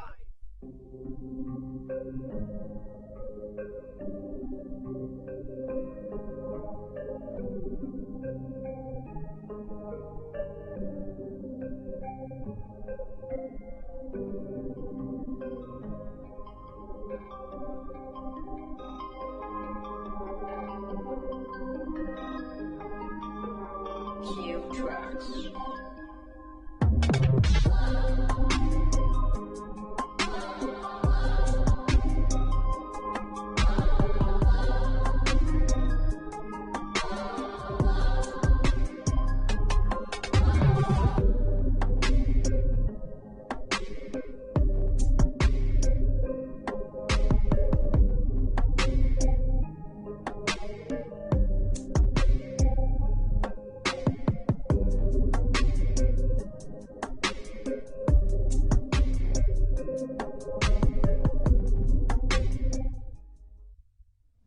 This is Kent Blackstone, and you're listening to the Hometown Real Estate Broadcast Network. We're 3 innings into a series opener here in Southern Maryland, and to this point, it has been all Ducks. The Blue Crabs trying to get back into this ball game. It's going to take some stellar defense and some all-time offense, but it's certainly doable. A lot of baseball to play. Andrew Banster alongside Austin Rooney. Chopper to the right side is foul. Sal Giardina at the plate for this Long Island Ducks offense. Giardina 0 for 1 to this point, struck out once, walked another time. A 1-1 count from Sam Burton, and a curveball comes in and hits Sal Giardina. And that's how we get started in this middle third of the baseball game.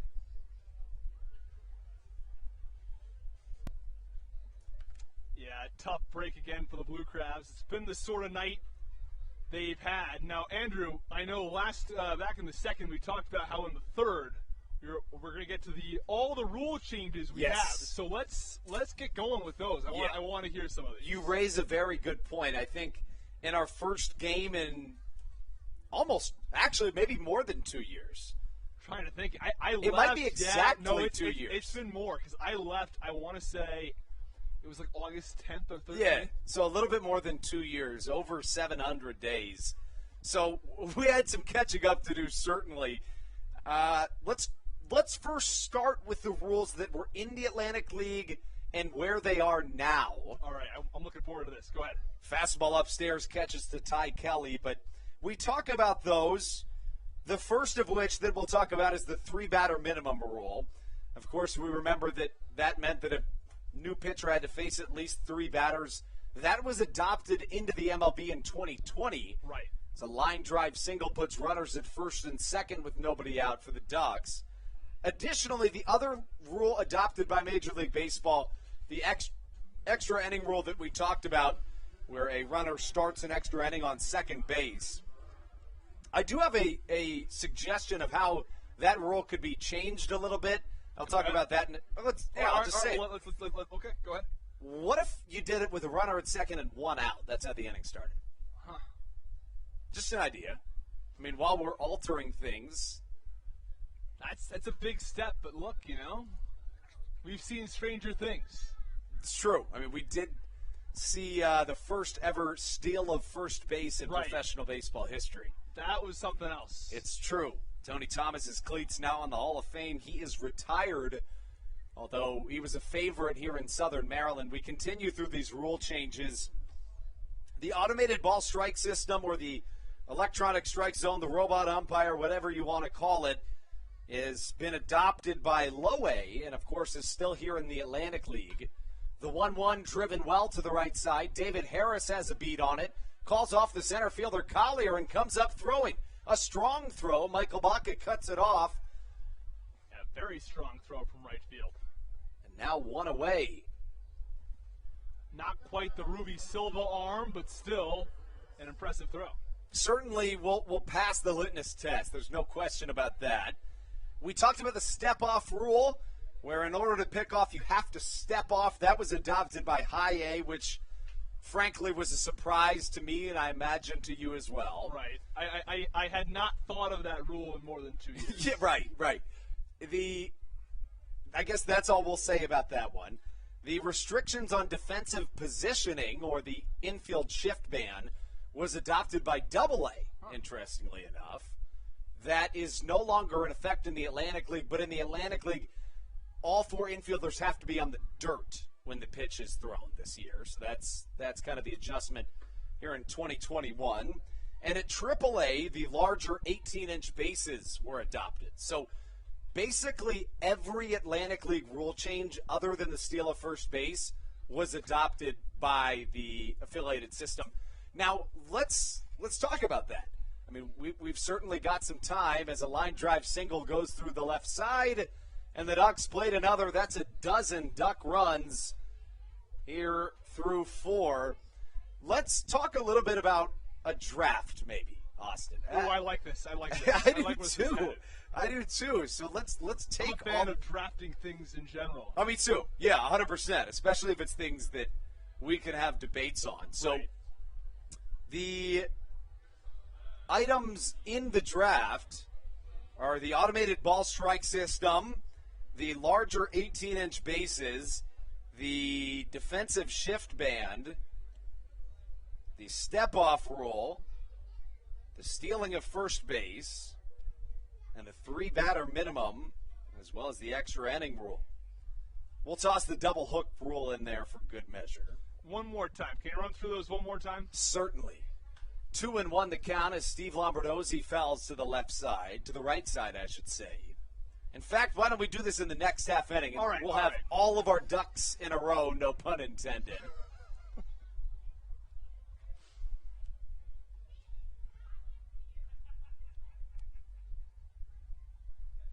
Burton sees a 12-0 Ducks lead and induces a foul ball To the left side, Ty Tracy now warming in Southern Maryland's bullpen. Tracy hasn't seen a ton of work for Southern Maryland this season, and frankly, the fact that he's coming in makes me think this very well could be a Josh McAdams type game.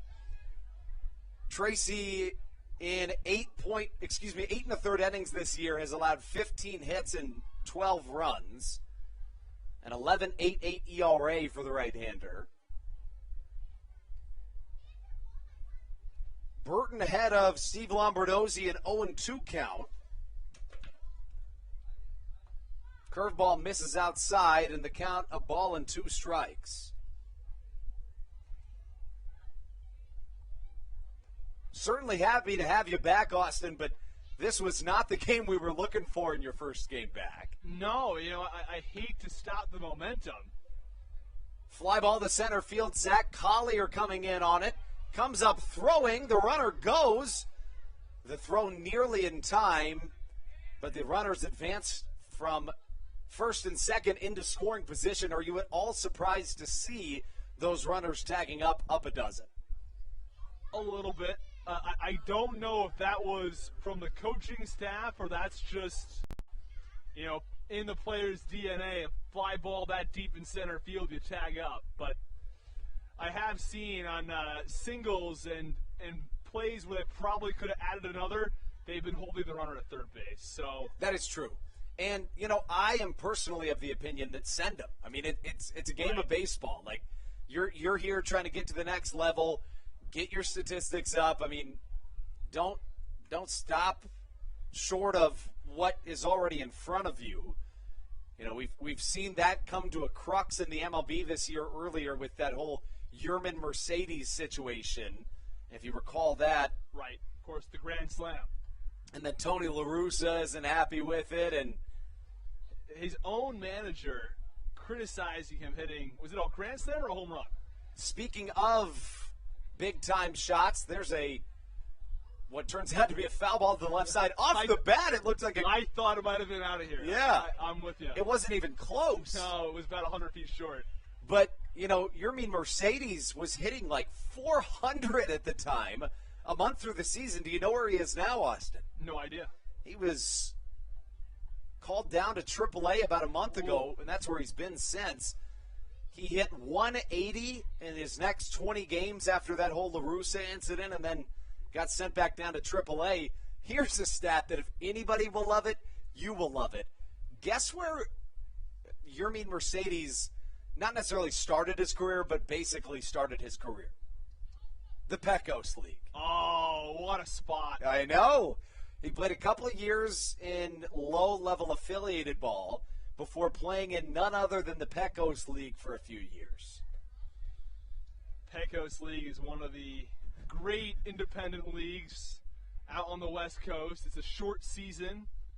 They have added real umpires to the league.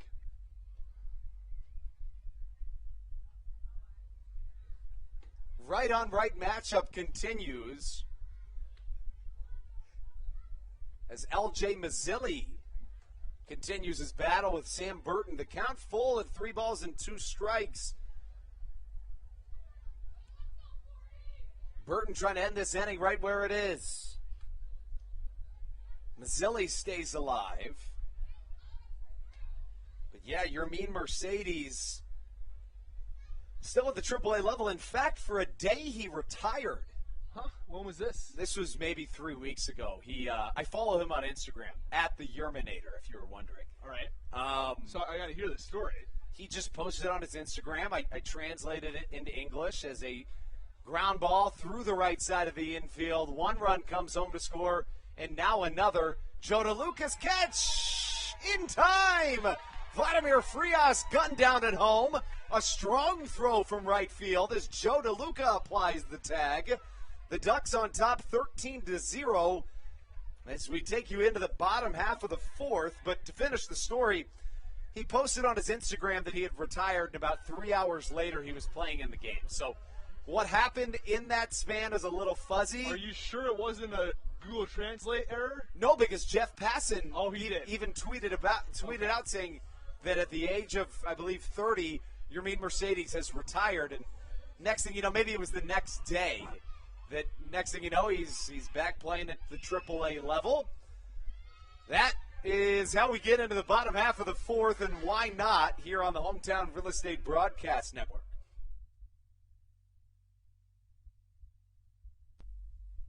All Pawn is Southern Maryland's premier pawn shop and is the official pawn shop of the Southern Maryland Blue Crabs. Stop by and say hello today.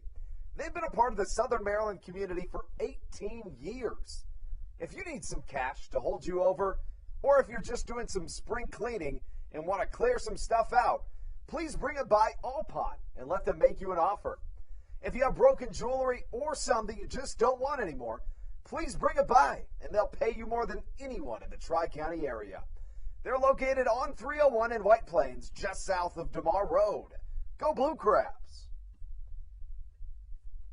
Hey Blue Crabs fans, make sure to visit the All-American Steakhouse and Sports Theater at 35 St. Patrick's Drive, right here in Waldorf, for some great food with great friends. Their steaks are fresh, hand-cut, in-house daily, as well as many other fresh seafood, chicken, and beef options. They offer outdoor and indoor dining, available each and every day, along with the same great menu to go if you would like. Please visit them online at www.theallamericansteakhouse.com. That's www.theallamericansteakhouse.com. You can also visit them on Facebook.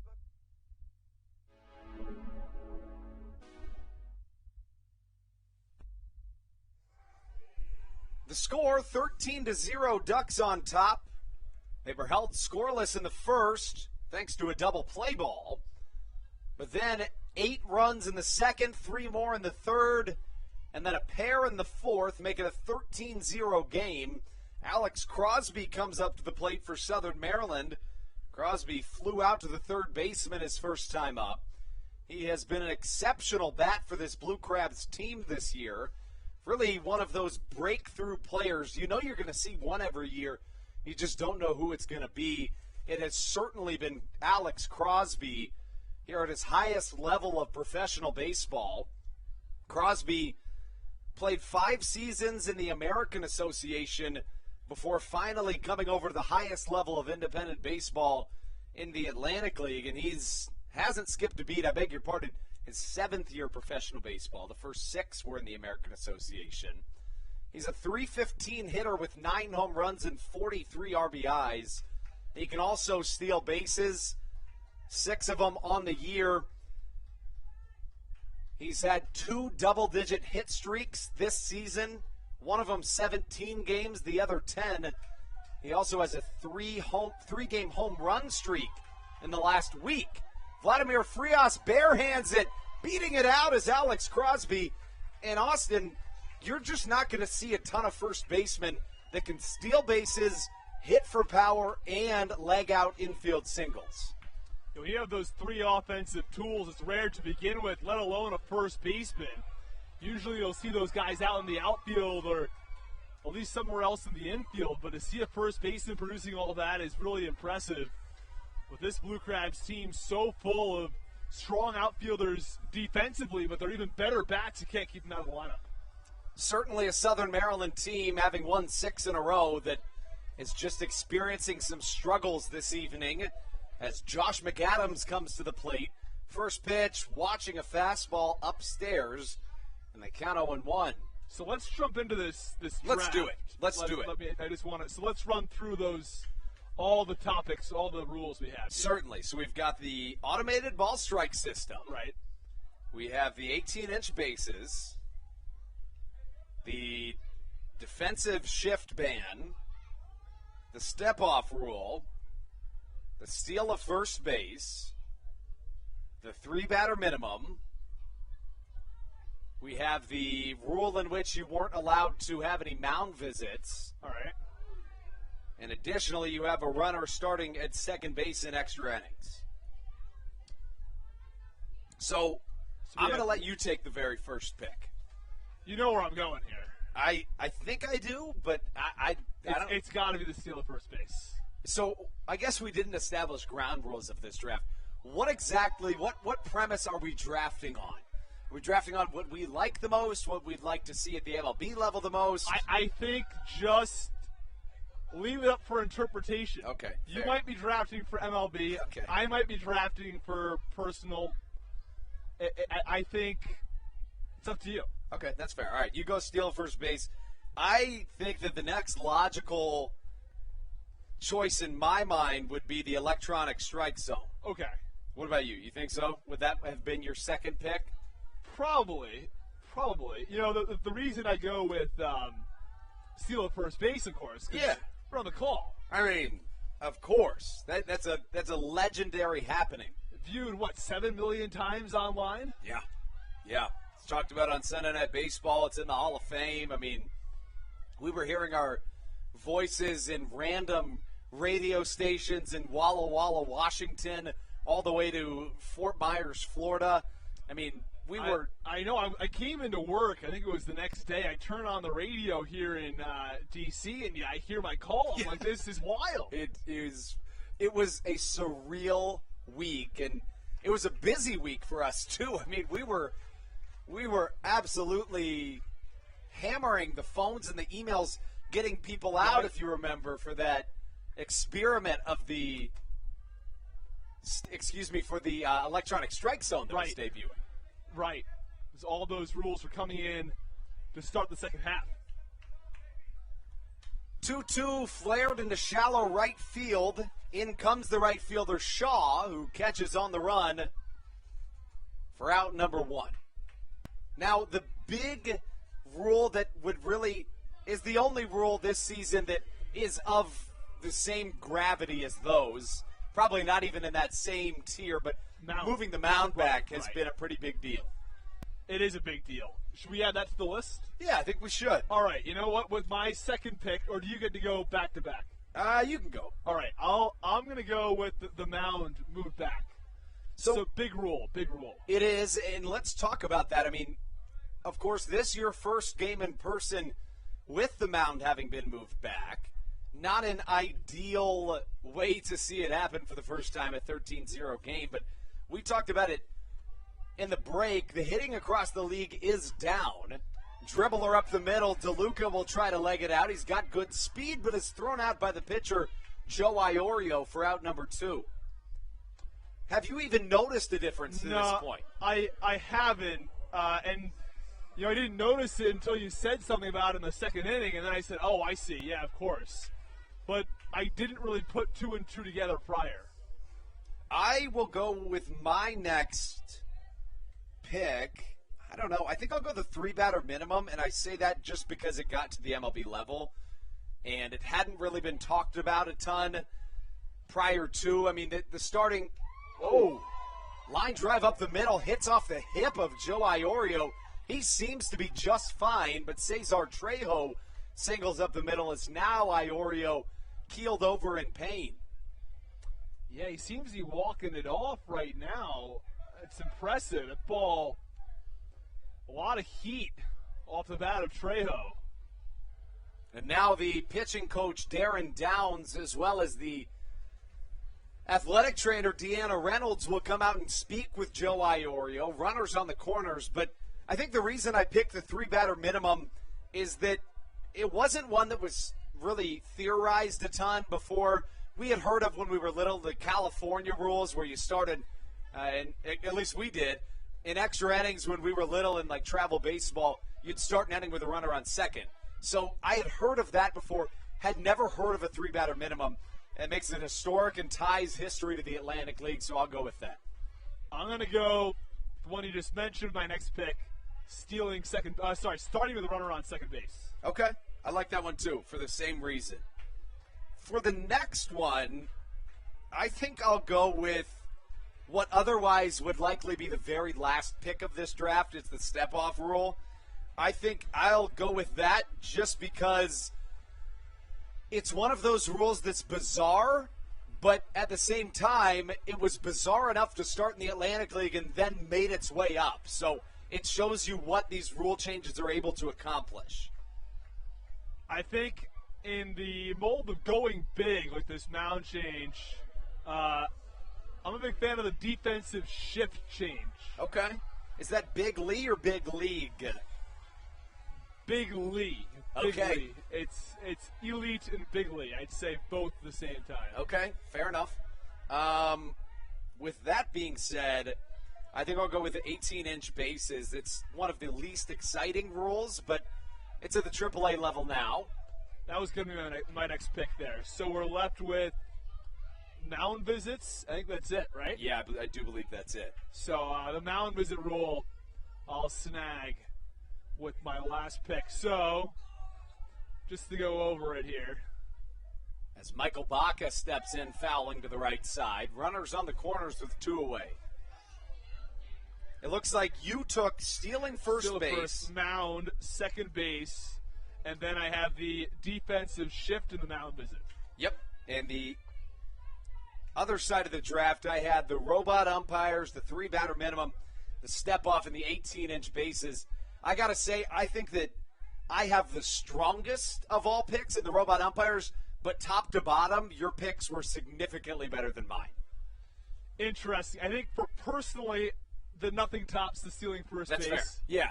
I think if you put it on the grand scheme, not involved in that play. And here comes the first Blue Crabs run of the game as the crowd goes wild here in Southern Maryland. And that's what you love to see from your Crustacean Nation faithful, Austin. There's a chant to our left, quote, "We've got a point." We'll take what we can get. You know what I mean? Like, that's all right with me. We'll leave it at that. Either way, I love the on board. enthusiasm. I do is too. what I'm trying to say. I do too. No, I'm with you there. 3-1, hitting to right center field. This will drop for another run. Here comes all the way around from second, Joe DeLuca. I beg your pardon, Cesar Trejo, and an RBI double puts Southern Maryland in business with back-to-back runs. Maybe the crowd getting into the game was just what the doctor ordered. Well, I needed to string some hits together, no doubt about it. 13's quite the mountain, but picking up a couple runs here. And you mentioned earlier the tough nature that comes with having a pitcher come up in a circumstance like this. And that's exactly what's happened in the midst of, by far and away, the biggest stretch of offense for Southern Maryland. Sam Burton comes to the plate, but guess what? He has never been gotten out offensively this season. He's 1 for 1. Right. You know, I think Iorio's got a tall task. Fly ball to the right side. Shaw going back and catching for out number 3. But Southern Maryland shaves this lead down to 11 with 2 two-out runs. It's a 13-2 Ducks lead as we take it into the 5th here in Southern Maryland.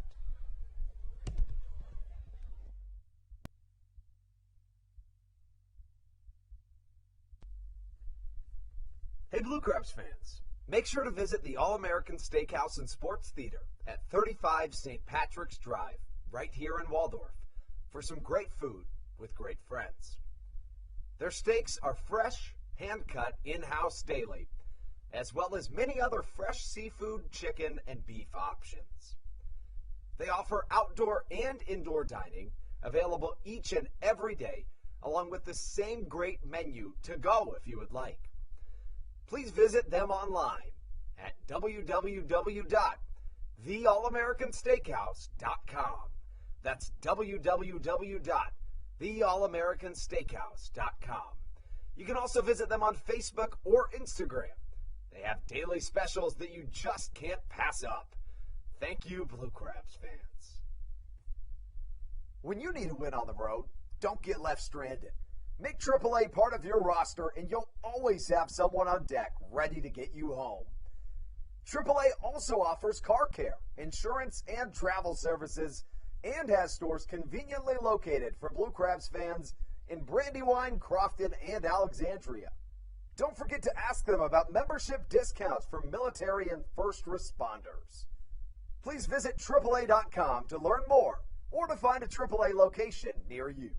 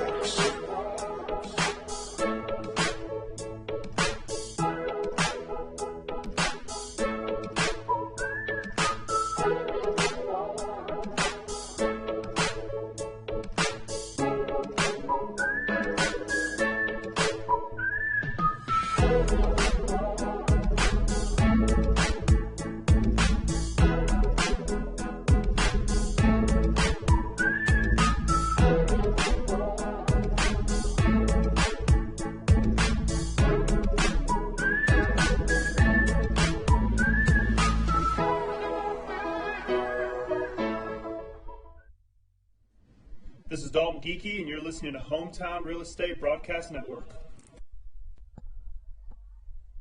Southern Maryland scores 2 in the bottom half of the fourth, their first 2 of the ball game, and a 13-2 score as we take you into the top half of the fifth. To lead us off here in the fifth inning of baseball is the right fielder Chris Shaw. Shaw 0 for 2 today, a strikeout, a ground out, and a walk. Swings over a Ty Tracy changeup, evening the count on a ball and a strike. Tracy's numbers on the season: no wins, no losses, an 11.88 ERA for the right-hander. Line drive to center field. Back goes Zach Collier, and a 3-pitch out gets us started here in the top half of the fifth. And really, that's just what you needed if you're the Blue Crabs, who have allowed all 13 of their runs in the last 3 innings. The Ducks plated 8 runs in the second inning, another 3 in the third, before adding a couple in the fourth. The Blue Crabs then scored 2 of their own in the bottom half of the fourth, as Nick Batari comes to the plate. Fastball high in the sky, and it looks to be 2 quick outs from Ty Tracy, as just as I say that, some miscommunication in the outfield for Southern Maryland. It looks like David Harris and Zach Collier both thought that the other had that ball. It looked very playable, but it drops as Tracy now allows a runner on. Give you the official call on that in just one moment. Ramon Flores now to the plate. He's 2 for 2 with a single, a double, and 2 RBIs.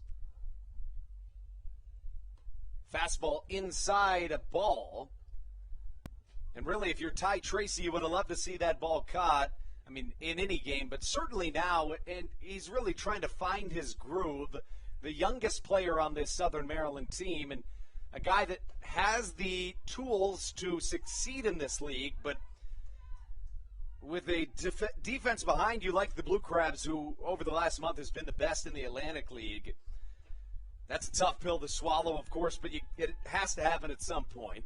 A single is the call from Nick Batari, as Flores takes a fastball inside for a ball. 2 balls and a strike the count to the left-handed hitting Ramon Flores.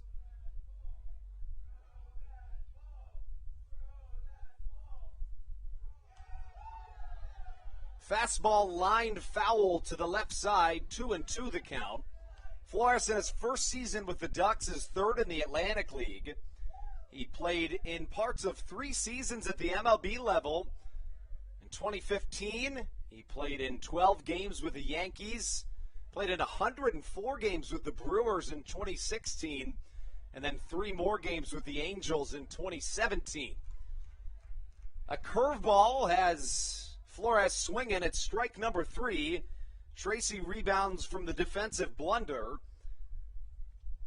to bring up Sal Giardina. Giardina, to this point in the game, 0 for 1, but was walked and also hit by a pitch. Last night he went 2 for 4 with 2 homers. He was also hit by a pitch. Against Southern Maryland this year, Giardina 8 for 29 with 2 doubles and 4 walks drawn. 1-0 the count. Fastball swung on and missed to even things up at 1-1.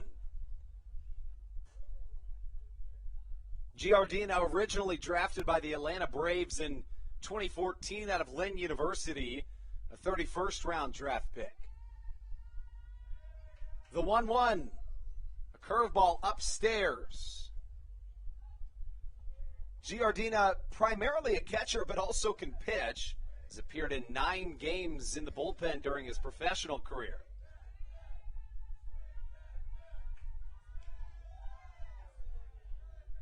Giardina spent his first 6 seasons of pro ball in the Atlanta Braves organization, reaching as high as AAA Gwinnett with the Stripers from 2017 all the way through 2019. 2 balls, 2 strikes the count from Tracy.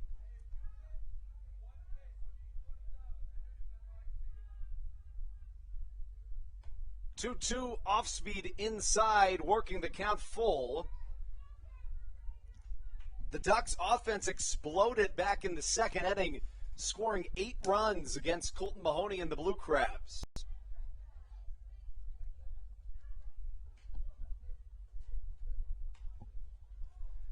Ground ball down the third base line. McAdams' only option is to go across the infield to first. He shows off that arm we talked about earlier. And that's how we get our first scoreless defensive inning for Southern Maryland since the first. A 13-2 lead it remains as we take you into the bottom half of the inning on the Hometown Real Estate Broadcast Network. This is Carlos Diaz, and you are listening to the Hometown Real Estate Broadcast Network. Good.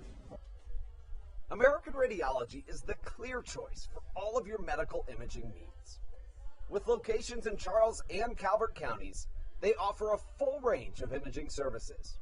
Some of their latest innovations included 3D mammography and wide-open MRIs for our claustrophobic patients.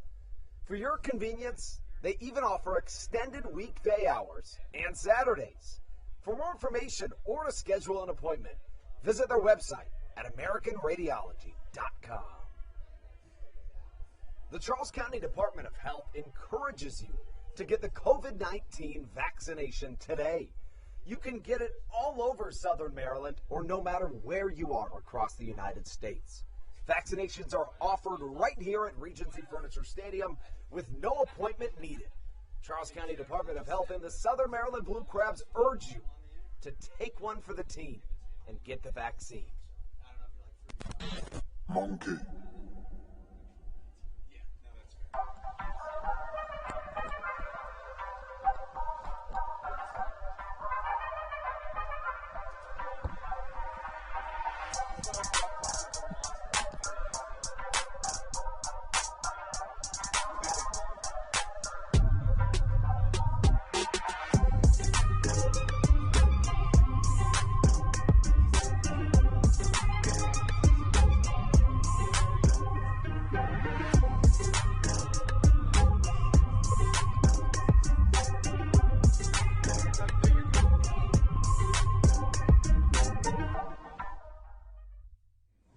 This is Dario Pisano, and you're listening to the Hometown Real Estate Broadcast Network.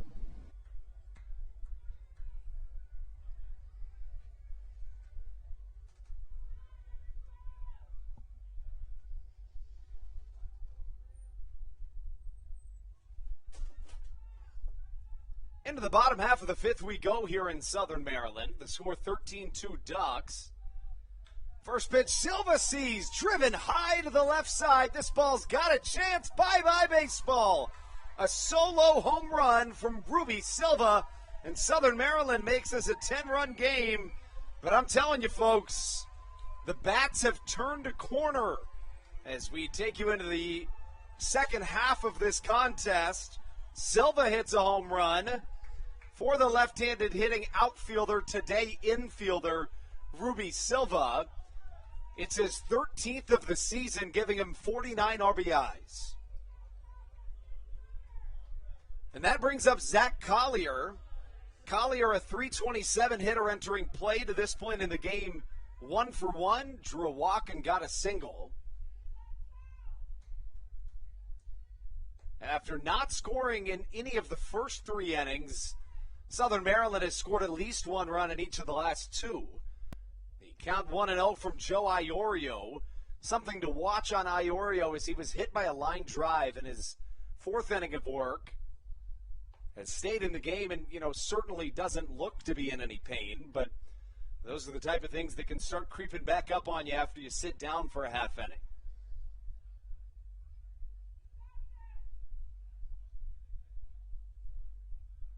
Collier, a team-leading 1052 OPS, hits one high into the night sky. Vladimir Frias is all over it and gloves it for out number 1.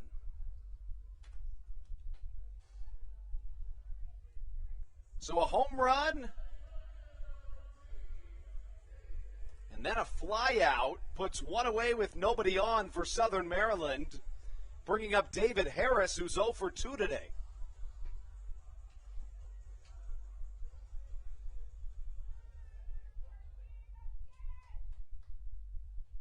Harris awaiting his first Iorio delivery. It's a called strike on the outer half. 0-1 the count.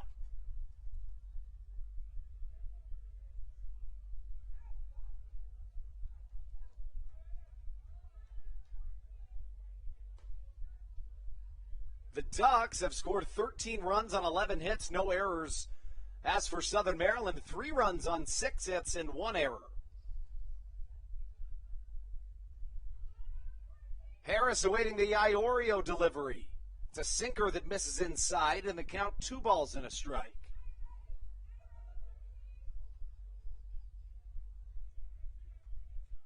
Harris has some power of his own, the right-handed hitting outfielder. 10 homers on the season.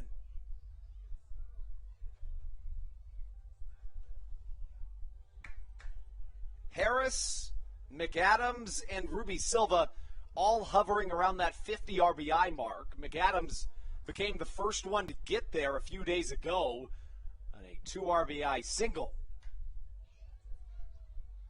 Curveball fouled to the right side. Harris's bat has been fantastic of late. Since July 17th, he's hitting .340 at the plate. We know he can hit for average. The power has always been there, and the bat's really started to come around. Hard hit to the left side, a 2-hopper to Vladimir Frias. Fields on a backhand and fires across the infield for out number 2.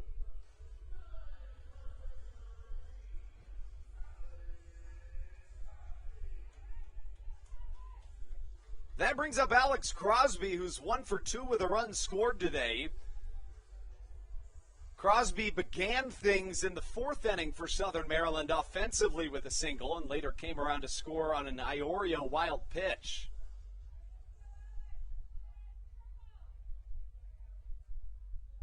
First pitch driven by Crosby. Shaw's going to have to go way back, and it bounces in front of the Smart 102 sign in right field. A first pitch double sliding in as Alex Crosby, as Southern Maryland's bats continue to light up the sky here in Southern Maryland.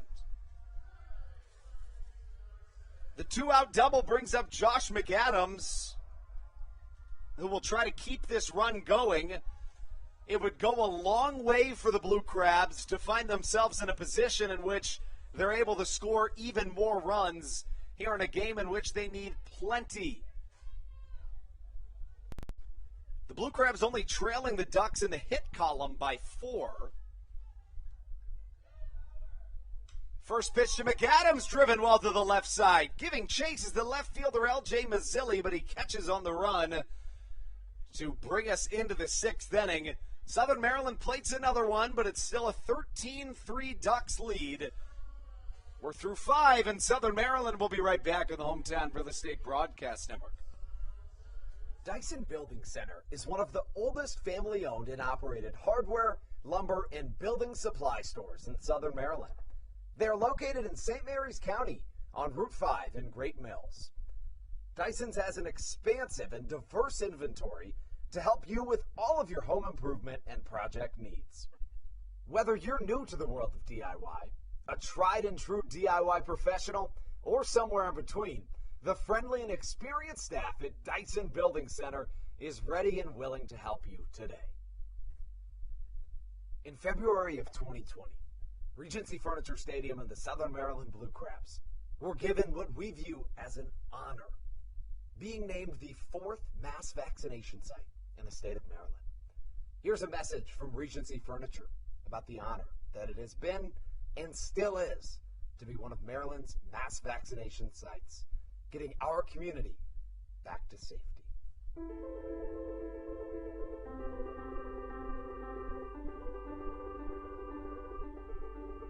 During these times of uncertainty, it helps to know there are things we can control to help ourselves and others. For me, it presents the hope that soon enough, my friends and family will be together again.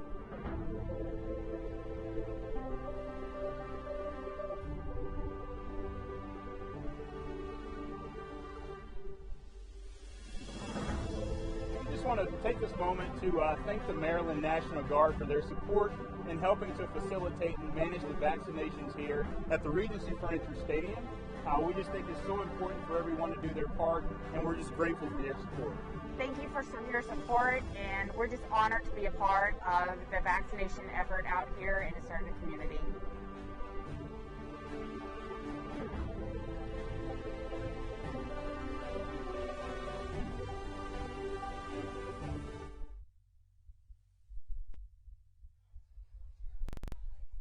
Into the top of the sixth we go. Ty Tracy out for his second inning of work. A called strike gets us started against Ty Kelly.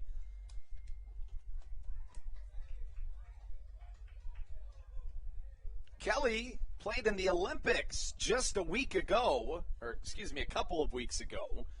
Was one of many Atlantic Leaguers or former Atlantic Leaguers that competed in the Olympics. Kelly lines one down the right field line. That could be extra bases. There goes Ty Kelly rounding first, and he finds himself in time for a feet first double. We now welcome on a very special guest to the Hometown Real Estate Broadcast Network. It is one of our interns, Chris Morris, here on his last day. One of his requests was to be here on the Hometown Real Estate Broadcast Network, and I'm happy to have you up here. Oh, well, thanks for having me, Andrew. It's pretty cool. Yeah. It's been a tough game for the Blue Crabs to this point, but what's it been like down on the ground level? It's electric down there. I mean, it's Pinch's birthday, so, everybody's jazzed up for that. Not to mention Harry Potter night. Another fan favorite. Line drive into left field. Trejo keeps it at a station-to-station single. Runners on the corners here for Ty Tracy. But, here's a trivia question to start out with you. How old is Pinch? Pinch is 13 years old. 13? Yep. People are saying 14. People are saying that. Those people would be wrong. Okay. I was one of those people. Well, that's a tough look for you. That's true. To be honest. This is where I got caught up, and I realized my mistake, but I was thinking since this is our 14th year in existence, it was his 14th birthday, but I forgot that people are born at the age of 0. Yeah, that's where people usually get tripped up. When you're born, you're not actually 1. Did you know in some Asian cultures, I believe in South Korea, that you began at 1 year old? That's a real thing. Seriously, you can Google it. So I'm the same age as somebody that's a year older than me. That's true. At least I've read that before. That's crazy. I did not know that. It's true. Vladimir Frias up to the plate. Frias to this point in the game, 3 for 4 with a bases clearing double back in the second inning. This time he sends another one on a ride to left center field, bouncing over the Meridian Fitness Club sign. And it will remain an RBI double. Just 1 run scoring for the Long Island Ducks, who now lead 14-3 here in this top half of the sixth. Chris, I'm starting to wonder if you even told the team that it was your last day. I think that we would be winning if you would have at least let them know. They're clearly not playing for me, or Tony, another intern who's leaving the Crabs. This is a rough way to go out. I'll be honest with you. Yeah, I think that's a fair statement. So let's talk about your summer. Really, it hasn't just been a summer. It's been more than that. You got here in February, and you've done a ton of stuff for the Blue Crabs. What are some of the things that you've done and learned? Well, I've done just about everything but play. It's true. That's coming up. I was about to say, based off of my first pitches, That's why your internship's ending, right? Exactly. Yeah. No, Courtney's signing me to a week-long contract. Not bad. No, but I've done a lot. Probably reliever. Got it. Like a late inning guy. up by like 5 or so runs. I could see that. Yeah, low pressure. So this would be a Chris Morris situation. This is a Chris Morris game. That's what people are calling it. Got it. Okay. That we'll put that in the post-game recap. Yeah, no, I'd love to see that. Don't even put the score. Just put Chris Morris game. As that trend seems to be continuing. A long shot to the right side. Looks like it did get over the wall, at least from my vantage point. Yeah, that is what the home plate umpire is going to say. That ball did leave the yard. It got out of here. It's a 3-run shot, making it 17-3, Ducks on top. They have been all over the pond all the way throughout this game.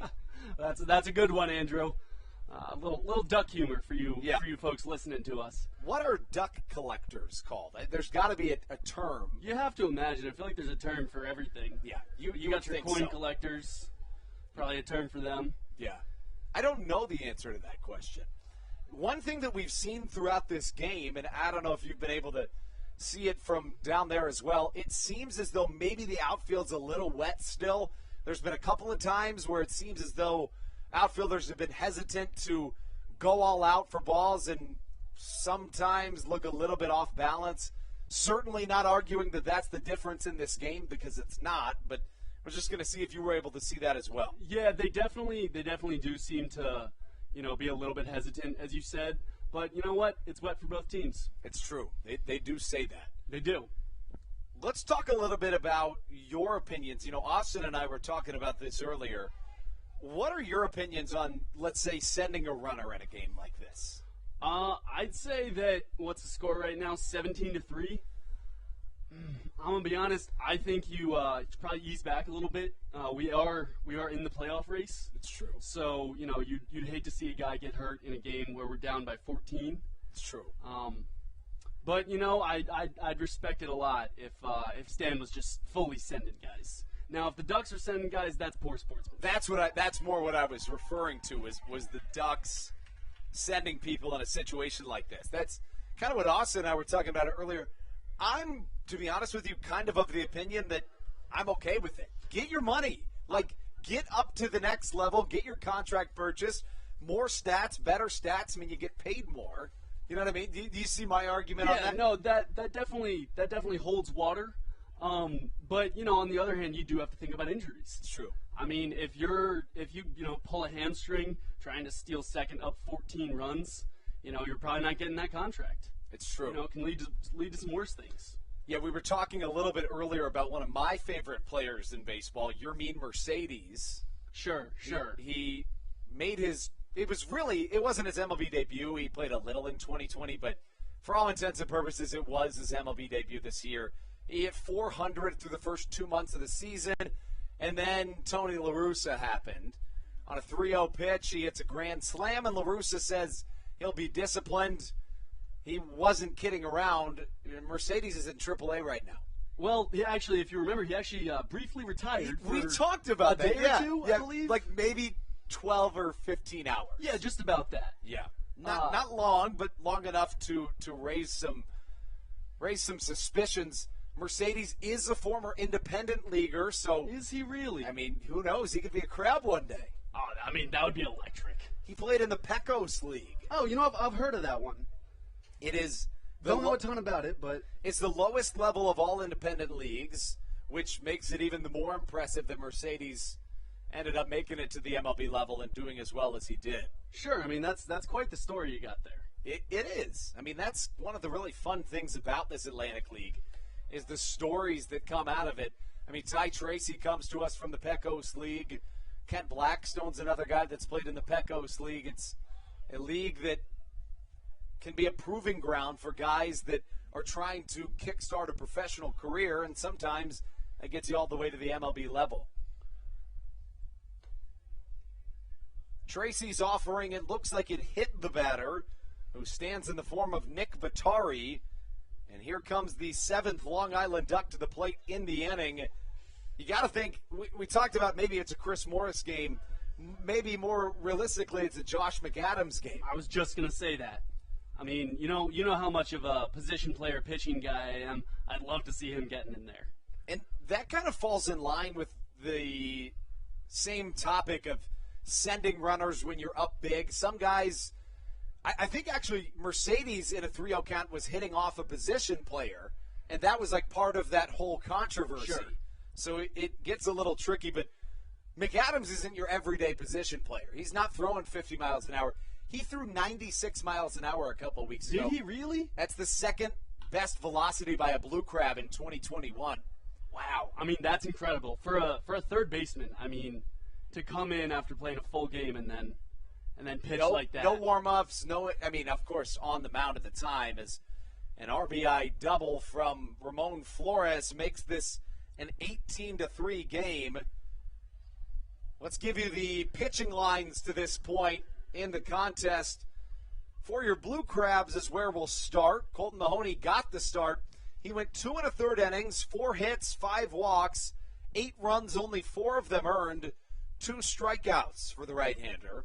Then came Sam Burton, who went 2 1/3, allowing 6 hits, 1 walk, 5 runs, all of them earned with 2 strikeouts. And now Ty Tracy, an inning and a third, 6 hits, 5 runs, all earned, a walk, and a strikeout. You know, you look at the hit column to this point for Long Island as a ball gets past Joe DeLuca. Tracy coming into cover, nobody behind him. As another Long Island Duck run comes around to score, it's a 19-3 count here in Southern Maryland. I mean, this is starting to look like an NFL game, score-wise. It is. It is. I'm pumped about the NFL coming up. Oh, are you? And, I'll take this moment to formally offer you a spot in the Blue Crabs Fantasy Football League. I mean, Andrew, I'd be happy to accept. I don't know if you know what you're getting yourself into, though. What, are you not very good? Oh, I'm excellent. I would like some references on that. I mean, not to brag, I have been in the championships the last 4 years. It's interesting to me that you say in the championship. Yes. Yeah. No, I'm 2 of 4. Okay. Which isn't awful. It's not a dynasty. Definitely not a dynasty. I personally have talked dynasty, but no one else is talking dynasty. So you once told me that you went to a fantasy football convention in Canada, I believe you told me. Is that right? I am a big Canada guy. Okay. However, it was actually down in Florida. Got it. I think you're mixing up stories at this point. Okay. Yeah. So you are a big fantasy football guy. There's no question about that.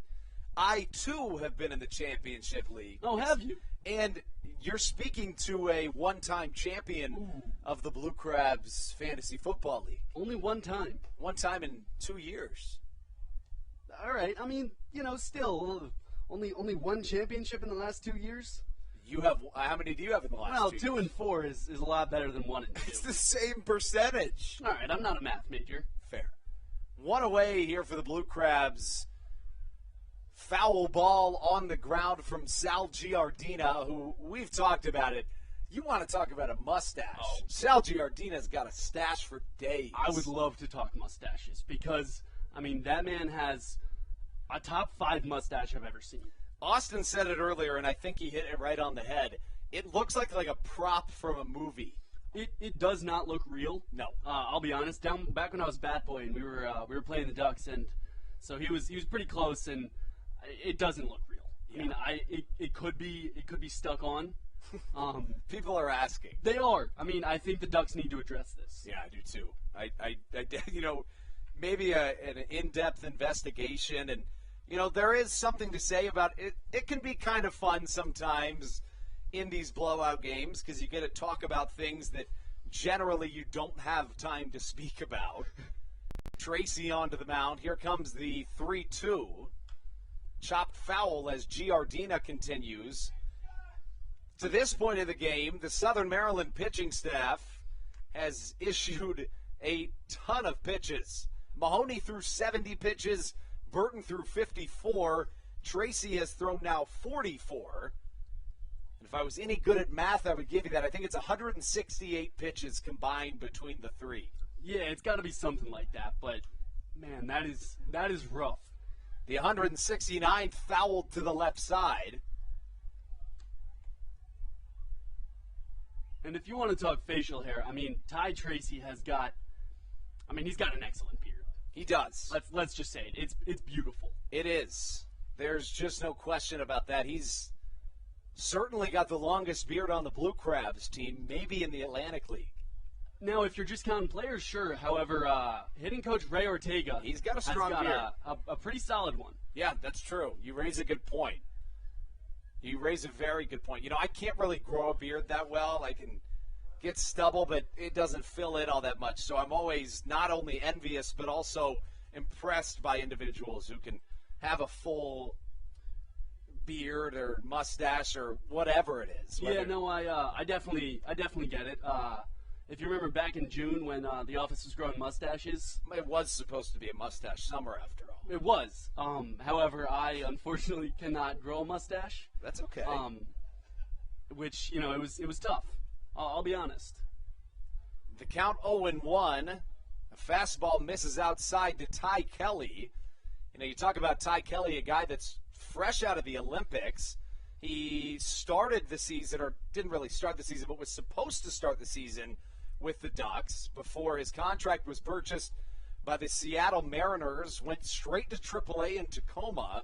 He's a 3-year MLB veteran, played with the Mets in 2016 and 2017, was then traded to the Phillies, played 69 games with the Phillies, batting .193, and then played 9 more games at the MLB level in 2018. As he gets a high fly to the right side, David Harris back and catches for out number 3. A long top of the 6th, the 19-3 score. Chris and I will be right back in the bottom half of the 6th inning on the Hometown Real Estate Broadcast Network. Dyson Building Center is one of the oldest family-owned and operated hardware, lumber, and building supply stores in Southern Maryland. They are located in St. Mary's County on Route 5 in Great Mills. Dyson's has an expansive and diverse inventory to help you with all of your home improvement and project needs. Whether you're new to the world of DIY, a tried and true DIY professional, or somewhere in between, the friendly and experienced staff at Dyson Building Center is ready and willing to help you today.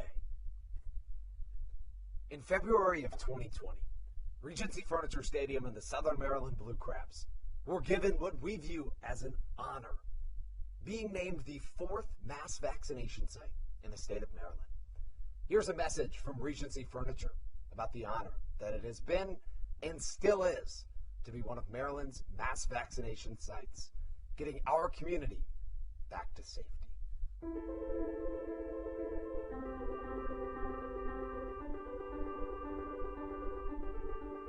During these times of uncertainty, it helps to know there are things we can control to help ourselves and others. For me, it presents the hope that soon enough my friends and family will be together again.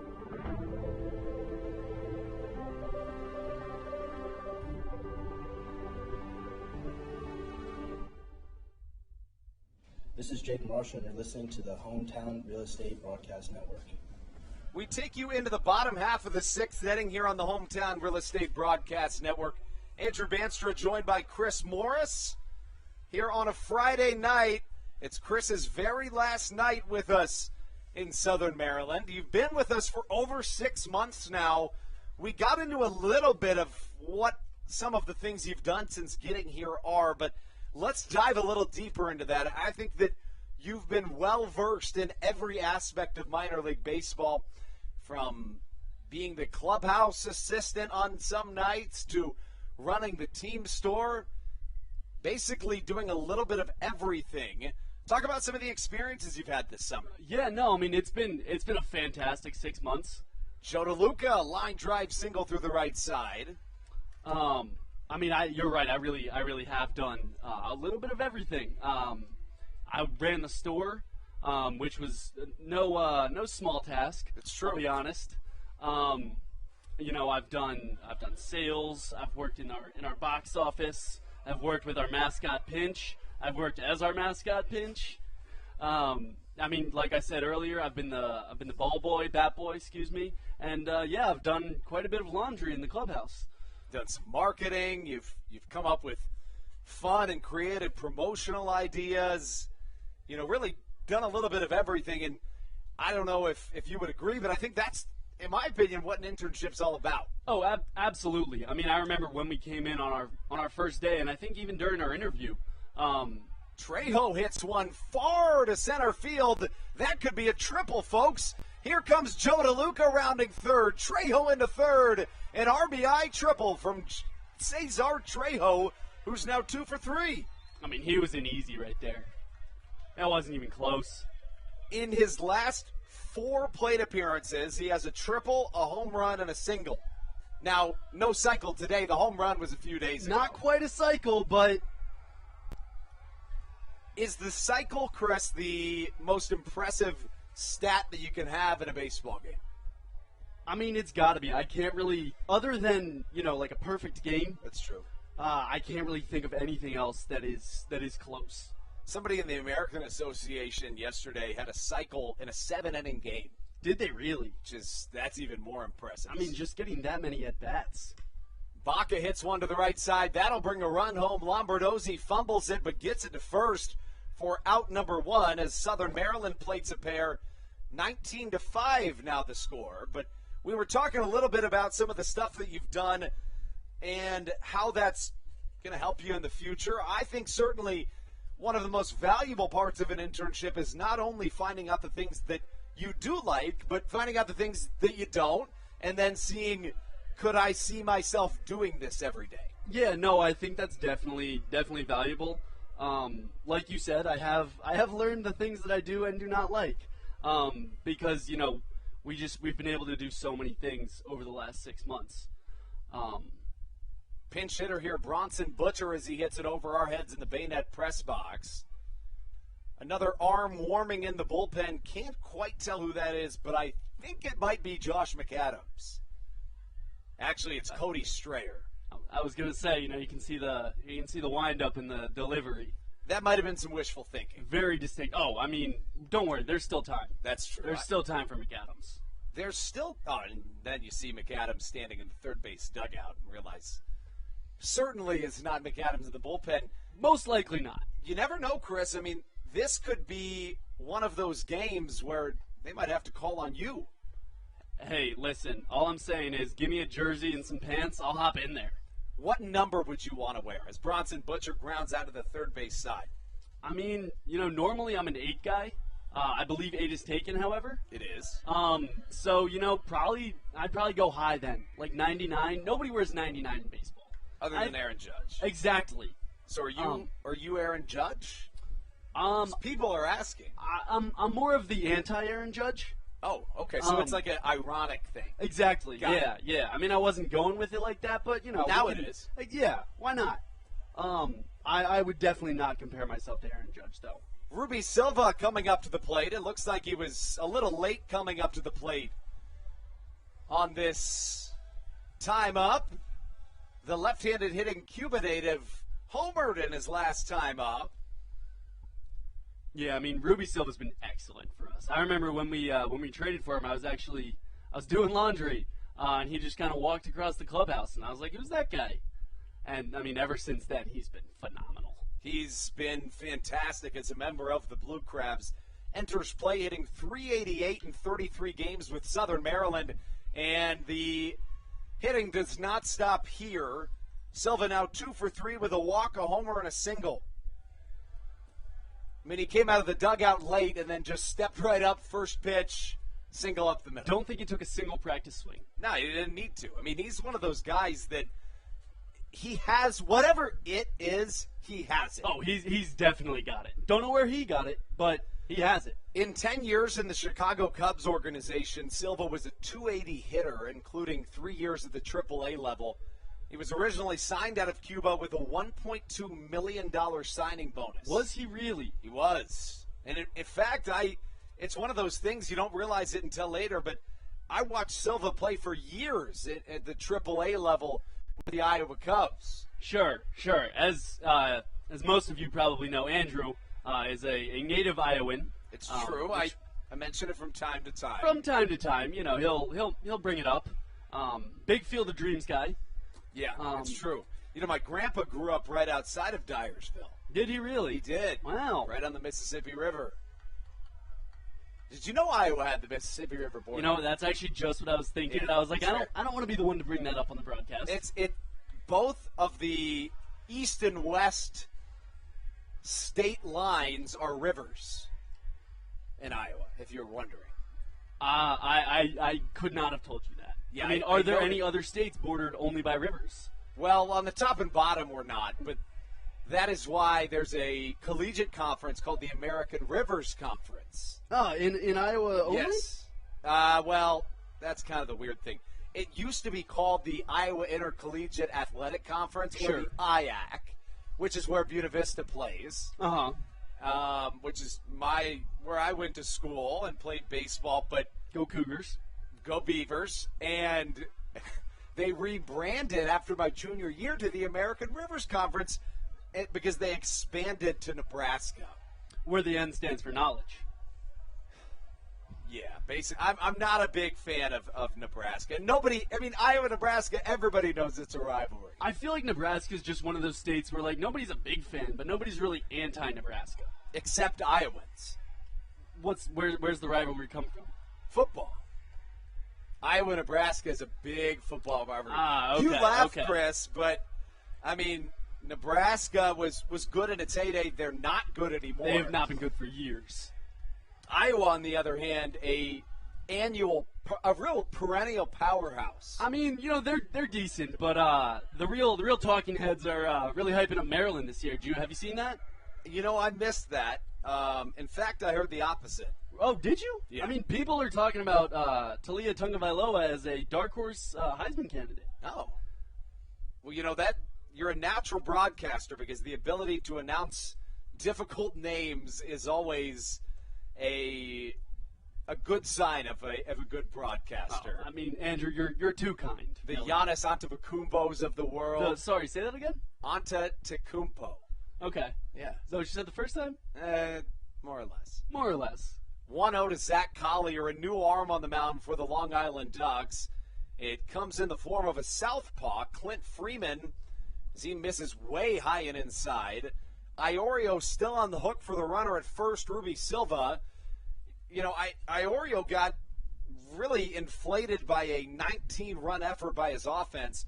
He exits after 5 2/3 innings, having allowed 11 hits, 5 runs, all earned, 2 walks. So 13 base runners through 5 2/3 generally won't get it done, but all signs point to the 8th victory of the year for Iorio. Here comes Sal Giardina chasing that baseball back, but it goes over the net.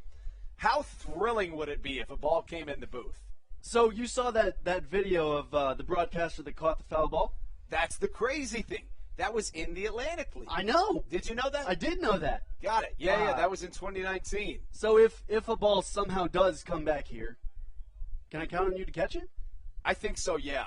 Austin caught one in 2019. Now it bounced. Okay. I think it So a bit of an asterisk. It was just like that ball that was hit now. It bounced on the first level and came all the way up. That's a pretty hefty bounce. It was a very big bounce, but I was talking about it the other day. It was a stroke of luck that it makes that angle, and I mean an incredible catch. But then it was on film too. Mark Schwartz, the still broadcaster for the Somerset Patriots, despite them becoming a Double-A affiliate of the New York Yankees, was on SportsCenter being interviewed. I mean, Chris, if that happened right now and you caught it, you could be on SportsCenter tomorrow. I mean, it's about time that your co-host got back on SportsCenter. I see what you did there. I can't say that I appreciate it, but I do find it funny. As Collier draws a 5-pitch walk, of course, Chris referring to the stealing of first base that was all over ESPN. Austin and I were just talking about it.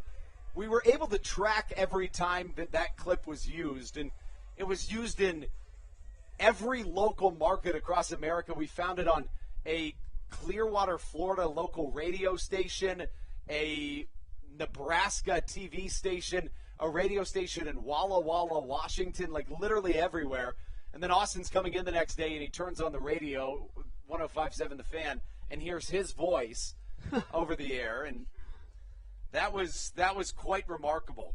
I mean, that's incredible. I mean, he is in the Hall of Fame. It's true. I believe that clip is up in Cooperstown. It is.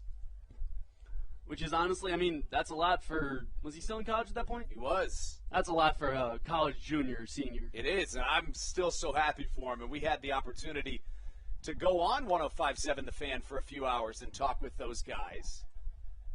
Looks like that is going to be out number 3. That's how we get through the 6th inning of action. Chris, it's been a pleasure as always. Thank you so much for everything all year and for coming on the Hometown Real Estate broadcast with us. Andrew, the pleasure has been all mine. I've had a great 6 months, and I'll see you later. For Chris Morris, our producer Carl Bismarck, and myself, we take you into the top half of the 7th inning here on the Hometown Real Estate Broadcast Network when we return.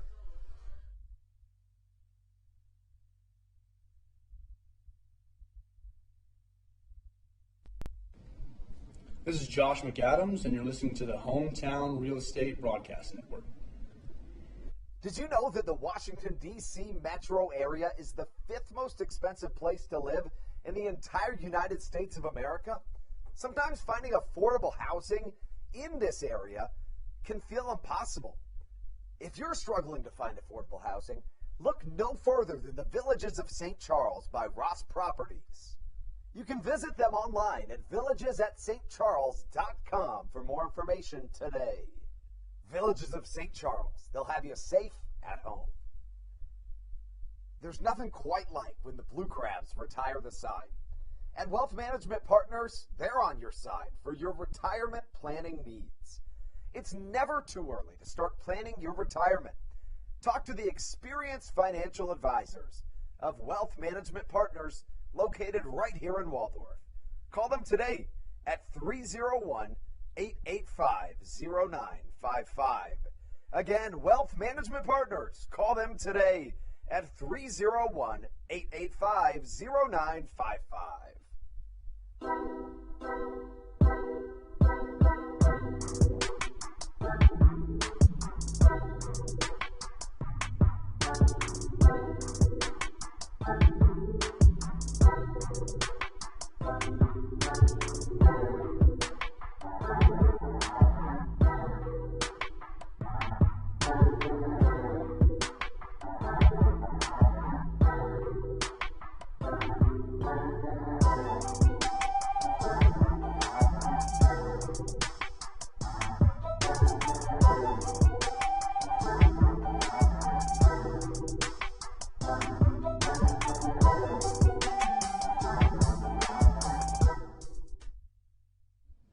This is Kent Blackstone, and you're listening to the Hometown Real Estate Broadcast Network.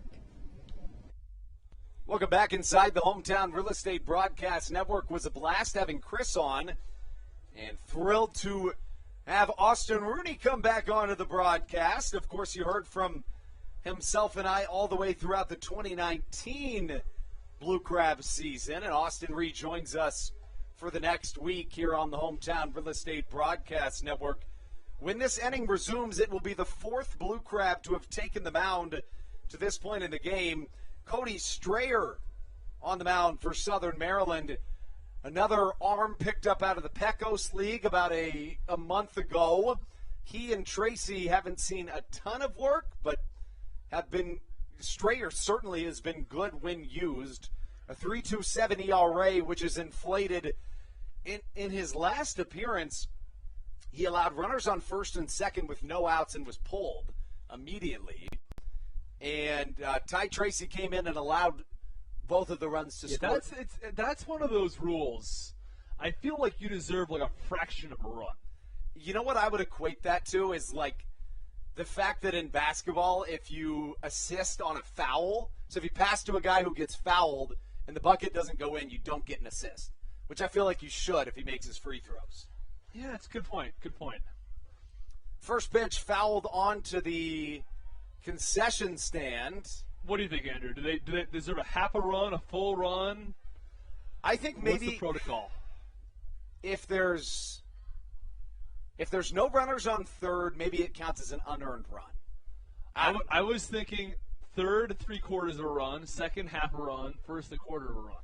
The only problem with that is so let's say he has like 7 of those throughout the year, and then he come out of the mound in 20 innings he has 19 7/9 runs allowed. It would always stay on the quarters. That's true. That's true. You're always going to have either a quarter or a half a run or a full run. That is one of those rules that maybe that's well, it's not really even an experimental rule. No, it's just like a stats change. Right, literally. In the top of the 7th, the runner at first with Cody Strayer on the mound. Vladimir Frias comes up to the plate. He's been nothing short of tremendous to this point today.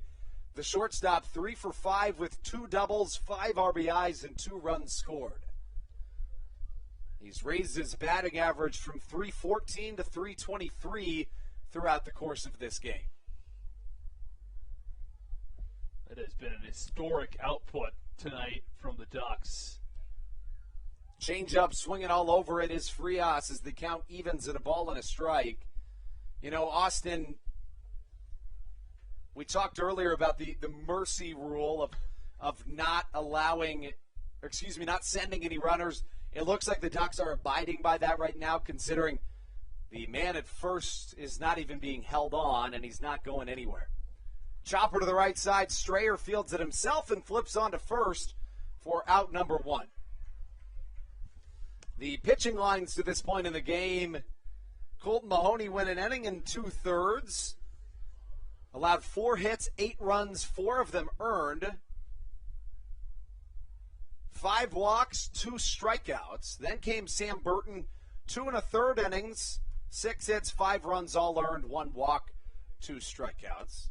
Ty Tracy then came in for 2 innings, 6 hits, 6 runs, all earned, a walk, as well as a strikeout. Now Cody Strayer onto the mound. The sidearm, Cody Strayer. He did make 1 start for the Blue Crabs this year. Has not done so since, but on the season for the right-hander, 7 appearances, 11 innings pitched, 4 earned runs, 5 walks, 12 hits. So really a pretty good arm for Southern Maryland. Yeah, no, it's true. Line drive up the middle off a bounce. Fielding it is Michael Baca, and he does it again. Michael Baca is a producer of web gems like he works at the Wilson factory. I'll tell you, this guy can make some real plays out there in the middle infield. I love the analogy there. He works at the Wilson factory. Like Wilson gloves? No, I get that. I get that. No, I didn't. I've been hearing a lot of really good analogies in broadcasts I've been listening to of recent, so I've been trying to think of some myself. Do you have a couple you can share offhand here? From other people? Yes, yeah. Silva jumps up and catches a snow cone, saving a scoreless top of the 7th. Well, let's think about it in the break. We can come back. Yeah, we'll come right back with a whole host of good analogies on the Hometown Real Estate Broadcast Network. Hey, Blue Crabs fans. Make sure to visit the All-American Steakhouse and Sports Theater at 35 St. Patrick's Drive, right here in Waldorf, for some great food with great friends. Their steaks are fresh, hand-cut, in-house daily, as well as many other fresh seafood, chicken, and beef options. They offer outdoor and indoor dining, available each and every day, along with the same great menu to go if you would like. Please visit them online at www.theallamericansteakhouse.com. That's www.theallamericansteakhouse.com. You can also visit them on Facebook or Instagram. They have daily specials that you just can't pass up. Thank you, Blue Crabs fans. All Pawn is Southern Maryland's premier pawn shop and is the official pawn shop of the Southern Maryland Blue Crabs. Stop by and say hello today. They've been a part of the Southern Maryland community for 18 years. If you need some cash to hold you over, or if you're just doing some spring cleaning and want to clear some stuff out, please bring it by All Pawn and let them make you an offer. If you have broken jewelry or some that you just don't want anymore, please bring it by and they'll pay you more than anyone in the Tri-County area. They're located on 301 in White Plains, just south of DeMar Road. Go Blue Crabs!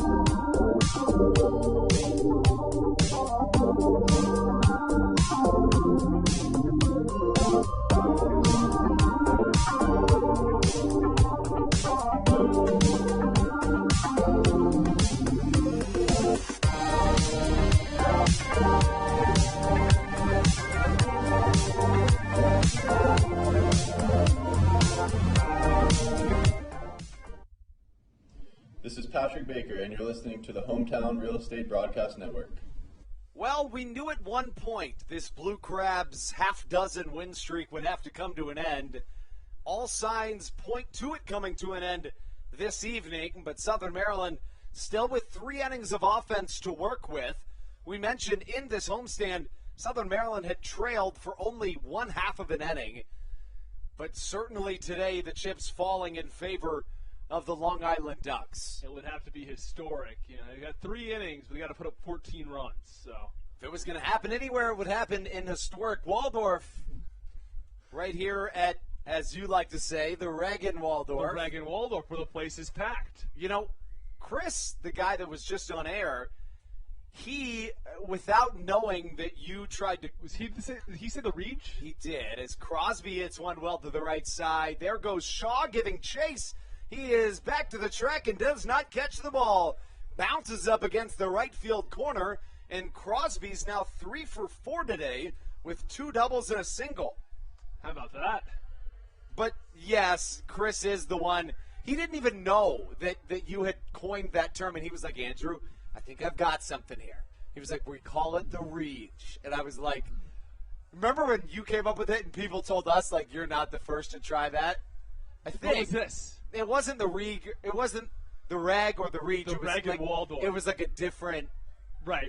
No, so I don't know if I've stolen it, but I got it from Gus Johnson. His call was that the fans come to their feet at the Dunkin' Providence, because the Dunkin' Donuts Center in Providence, Rhode Island, right? So I call it the Reagan Waldorf, the Dunkin' Providence. Yeah, they're basically synonymous. So what are some of the best nicknames for stadiums? And then let's take that a step further. Let's go back to our analogies first, okay, right? Yeah, you're right. We can't leave our fans hanging here. This is true. So the one of the best that I heard was it was a SportsCenter top 10 play, and the call with the analogy actually got a shout out from the SportsCenter anchors. They were like, "Did you hear that call?"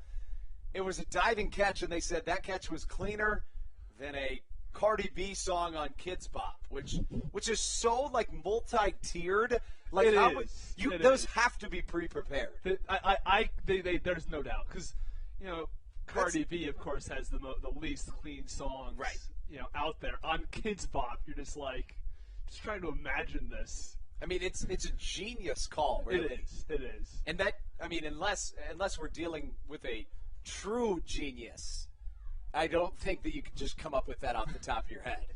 You have to have some sort of spontaneous, abilities right there. So that's really the best analogy that I can think of. I don't know. Something that I think of with the nicknames for stadiums is that if I was the naming rights sponsor for those stadiums, as McAdams grounds one to the left side, the third baseman Berardi fires across the infield for out number 1. I have to, as much as I would hate to do this, because I hate to be a person that sucks the fun out of things, but if I was to ever be in a position where I had enough money that I could have the naming rights to a stadium, I think I would put it in the contract that it has to be referred to as whatever it's called. Because, for example, if the Reagan Waldorf is what it was called by everybody, like Regency Furniture wouldn't get out of that partnership. Well, no, you see, they do, because, then everybody knows it as the Reg. It's like, oh, then you think of the Reg, and then you have that association with the Regency Furniture Stadium. That's fair. As Jake Marshall gets a pinch hit appearance flying out to right center field for out number 2, you wouldn't put that in the contract? No, I think you want a nickname. You do. You want a nickname, because then Regency Furniture might just be known as Reg, right? Yeah, that's true. Let's go to Reg means let's go shop for furniture. Right. Whereas let's go to the Reg means to come watch a Blue Crabs game. The Reagan Waldorf. The Reagan Waldorf, as opposed to the other Reg. Right. Cesar Trejo comes up to the plate. He's 2 for 3 today with a triple, an RBI, and 2 runs scored. One of 3 Blue Crabs with a multi-hit game to this point. And the chants from the fans this evening have been, Unique and creative is the two words that come to mind. The chant now is swing that bat. You know, that's what they teach the kids, right? They do, and they do. You don't want to be looking at 4 pitches for a walk when the kids are in first, second grade. It's no fun. In Cesar Trejo's defense, the first pitch was a ball. So Right, probably a good right. thing that he didn't swing at it. Ball was near his head. Now the count evens at a ball and a strike. He may, however, have been listening to them because he looks like he chased that pitch just a little. Just a little bit. New arm onto the mound for the Long Island Ducks. The right-hander getting a 1-2 count. It's Michael DeSanti. DeSanti's appeared in just one game this year for the Ducks. 2 innings pitched, 4 hits, 2 runs, both earned. Hit a batter, struck out 2. Mentioned it last time Trejo was up, but in his last 4 plate appearances, he has 3 RBIs, a home run, a triple, and a single. Now, that's dating back into a previous game, so of course no cycle watch. But I was asking Chris, would you say that the cycle is one of the most impressive feats in all of professional sports? Because even in baseball, I think triple play comes to mind, but I think that's more of a stroke of luck and just kind of a weird thing as compared to when you're talking about skill level. I think the cycle. I'd say the most impressive in all of sports. You guys, I don't know if there are any hockey fans on the broadcast right here. Write us in the chat on the page. We'll have to go and check it out because I don't know who did this, but there was an NHL player. It goes back in the 90s, I want to say, who scored 5 goals in 5 different ways in a game. He scored a even strength goal, a power play goal, a shorthanded goal, a penalty shot goal, and I think he scored a 4-on-4 overtime game winning goal. See, and while I find that super impressive, I don't know enough about hockey to really appreciate how impressive that is. So while I believe you, I have to stick with, honestly, maybe a perfect game, I think. So no one's, I don't even know if there's ever been a game where a player has scored in 4 different ways, let alone. So is that a thing in hockey? Power play goals are pretty common. Obviously, even straight goals are very common. Shorthanded goals are not common. Penalty shot goals virtually never happen. So to have all 4 of those, then add on it was an empty net goal, not an overtime game winner, is just so incredibly rare. So that's just that for me, because you could score 50 goals in a season and not have a penalty shot goal at all, or have a shorthanded goal at all. So to have all of those types of goals, that's true, is kind of. And my first reaction was to say, well, there's some luck in that, he happened to have, but the penalty shot. Look, there is. But that's part of it, right? In any of these, like even in a perfect game, there's always something that goes your way. With the cycle, you could probably argue the same. Triple play, you could certainly argue that. You could say the same for hole-in-one. All of those things are all hole-in-one's especially lucky. All of those are good golf shots, but there's some luck involved. There's a ton. I mean, the idea that it was in the hole as opposed to 6 inches away, the golfer really had no There's ability no to control that. And if he could, then he would hit hole-in-ones all the time. Right, exactly. Trejo up to the plate, 2 for 3 today. The payoff pitch outside as he draws a long walk, putting runners at first and second with Michael Baca coming to the plate. You're not a big golfer, are you? No, not really. I tried going golfing with one of our former coworkers, Mario. How did that go? Not well. Did you think you were going to do well coming in? No. No, okay. Because I had hit the driving range once before, and it went very poorly. This went a little better. Okay. The issue was I was hitting the ball far and hard, but I was hitting it so far to the right that, those huge nets that block any. Right. I was hitting around them? No, I was like 3 out of every 4 were going over the net into the street, and I just had to stop. Frias catches to end the 7th inning, stranding 2 Blue Crabs on base, and we take you into the 8th with a 19-5 score on the Hometown Real Estate Broadcast Network. This is Sam Burton, and you're listening to the Hometown Real Estate Broadcast Network. Chick-fil-A of Charles County has been a proud supporter of the Southern Maryland Blue Crabs since their inception in 2008. For years, they have sponsored the Southern Maryland Blue Crabs, America's prisoners of war and missing in action. In between the second inning of each game, there is a moment of silence brought to you by Chick-fil-A. The Southern Maryland Blue Crabs appreciate and respect not only Chick-fil-A, but all of those that have served our great country. The seat that they sponsor was made possible by Chick-fil-A of Charles County. Thank you so much, and visit any of your Charles County Chick-fil-A locations today. The Charles County Department of Health encourages you to get the COVID-19 vaccination today. You can get it all over Southern Maryland or no matter where you are across the United States. Vaccinations are offered right here at Regency Furniture Stadium with no appointment needed. Charles County Department of Health and the Southern Maryland Blue Crabs urge you to take one for the team and get the vaccine.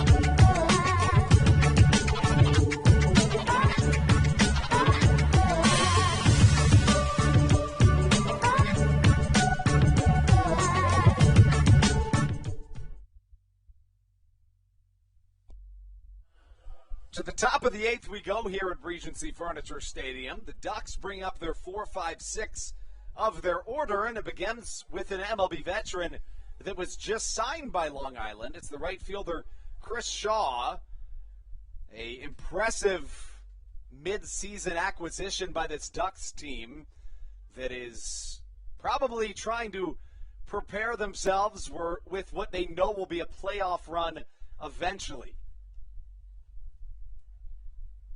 Shaw played in the MLB as recently as 2019, was originally a first-round draft pick by the San Francisco Giants back in 2015, played in 22 games with the Giants in 2018 with a 185 batting average.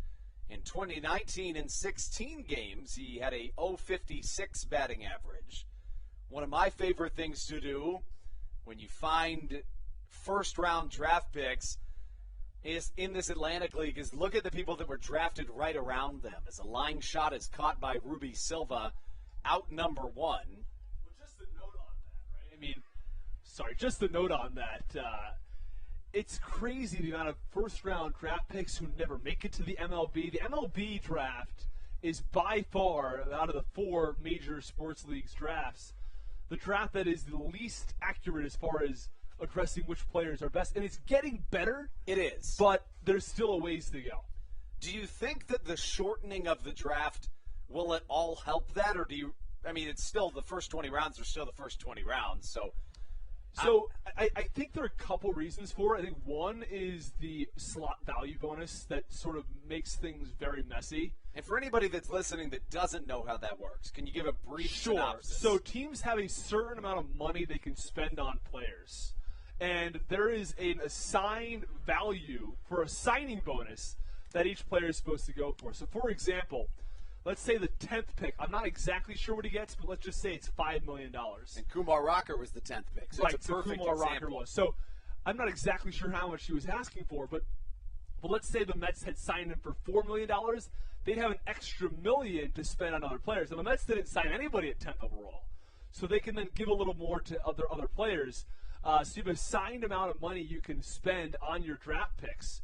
Now, if a player says, hey, I think I'm worth a certain amount of money, a team might not draft him until later in the draft and see if they have the money to, at the end of the draft, to recoup and spend on this player. Because they might say, I'm not going to spend a first-round pick on him, but he might be worth a second. But, he's asking for significantly more than what you'd get in the second. So let's draft him the 10th. If we don't sign him, we don't sign him. But at least we have a shot here. And so that's been an issue that they've been working through for a while as far as where players are drafted. But they're just some of the intricacies of how all that works. And I think that ultimately doesn't help because you have players who are drafted all across the board who should be in other orders. I mean, I agree. And, the thing about it is that because of the way the system is set up, sometimes you won't really see a team take a dive on a player, but they may take a player that they isn't necessarily at the top of their board because they can then strategize it in a certain way. I mean, you look at Chris Shaw, who was drafted 31st overall. 3 of the 4 players drafted before him have yet to make their MLB debut. Right. He didn't play that many games. He was signed at $1.4 million, but the pick right after him is one of the budding stars in baseball, Ke'Bryan Hayes, who is on the Pirates and was for a long time one of the top prospects in baseball, finally making his way. Of course, the big name in his general vicinity, 7 picks prior, is Walker Buehler to Chris Shaw. In my opinion, arguably the best pitcher in baseball right now other than Jacob deGrom. Yeah, no, it's really interesting to see some of these names and where they fall in the draft. And again, it's tough to scout these guys. A lot of times these scouts are looking for raw ability. You might have heard around draft time scores 20 to 80 is how they draft, 20 on the low end, 80 on the high end of where players fit. And one of the things they look for, especially with pitchers, is velocity. How hard are they throwing? How much bites on that curveball? Not necessarily what their numbers might have looked like in college or high school. Because there are a lot of guys who will end up getting picked in the first round who have ERAs, 3.5 plus, and guys who had ERAs under 2 in college who might not get drafted until the 5th or even the 10th round. So it's all about that raw ability. That's the determining factor. You even talk about the reliever for Virginia that went super viral all over Twitter, Stephen Shockich, and I mean he became an international or really a national sensation after going viral, and he's become a big personality. He had like a 1.2 ERA in college at Virginia, but still didn't get drafted. So right, and there's one more player here before you go to break. Nico Cavadas, Notre Dame grad. Just finished up his senior year, and he led the country in home runs per game. I think he was second overall in the country in total home runs, but the guy who was first had played far more games, like 7 or 10 more games. So Cavadas had the most home runs per game in the country, and he was drafted in the 13th round of the MLB draft. It's bizarre the way that stuff works sometimes. A couple more names falling right after Chris Shaw as Cody Strayer picks up his 2nd consecutive scoreless inning. Couple other names to mention, Ryan Mountcastle, which kind of points to the fact that Chris Shaw is still young and could still make it back to the MLB. Right. Mountcastle was considered a prospect as recently as 2019. Another Austin Riley, who's had a big season in Atlanta at the hot corner. And again, Ke'Bryan Hayes. So some interesting names. We'll take a short break and be right back on the Hometown Real Estate Broadcast Network. Dyson Building Center is one of the oldest family-owned and operated hardware, lumber, and building supply stores in Southern Maryland. They are located in St. Mary's County on Route 5 in Great Mills. Dyson's has an expansive and diverse inventory to help you with all of your home improvement and project needs. Whether you're new to the world of DIY, a tried and true DIY professional, or somewhere in between, the friendly and experienced staff at Dyson Building Center is ready and willing to help you today. In February of 2020, Regency Furniture Stadium and the Southern Maryland Blue Crabs were given what we view as an honor, being named the 4th mass vaccination site in the state of Maryland. Here's a message from Regency Furniture about the honor that it has been and still is to be one of Maryland's mass vaccination sites, getting our community. This is Jake Marshall, and you're listening to the Hometown Real Estate Broadcast Network. Just about everything happens in a 19-5 game, even Austin being referred to as a fan by Headset Guy. I don't know that, have you ever been referred to that as Headset Guy before? No, I didn't. I gave him a presidential wave with a thumbs up just to let them know that I acknowledged their call. There is no proper response to being called headset guy. There just isn't. You're right. You're right. And I think that the viewers could even see your reaction, which is fitting, right, considering the nature of this game. Cody Strayer up to the plate batting for himself. We've seen after the designated hitter in this game, Cesar Trejo, ended up moving to left, and then with the double hook rule, the designated hitter was taken away from Southern Maryland. We've seen a ton of pitchers batting today. One got a hit, though, which is exciting. Right, it is. It is.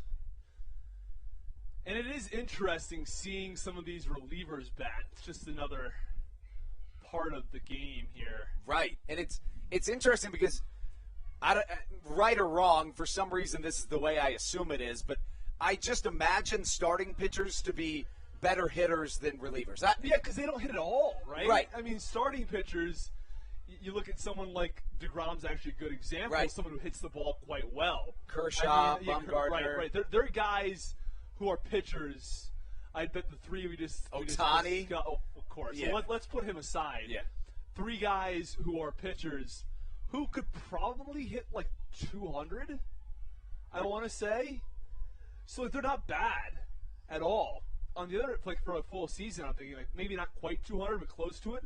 These relievers never hit. I mean, if you put them out for a full season, they're probably not going to even hit 100. Like they don't hit like 050 sort of thing. And that's the bizarre thing about this double hook rule is that basically only relievers hit because once the designated hitter's the designated hitter's spot is only taken out once the starter comes out. So. Exactly, and it's an interesting idea. And again, it adds to the strategy.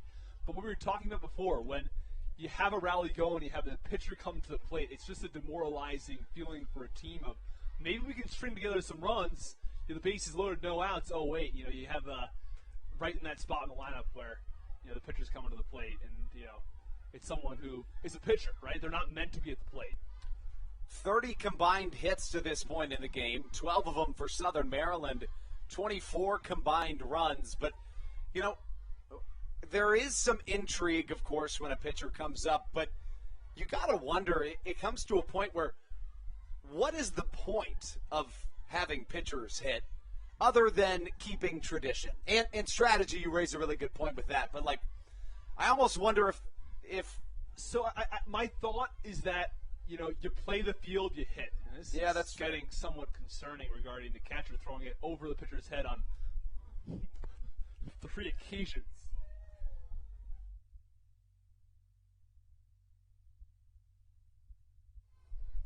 Ruby Silva up to the plate.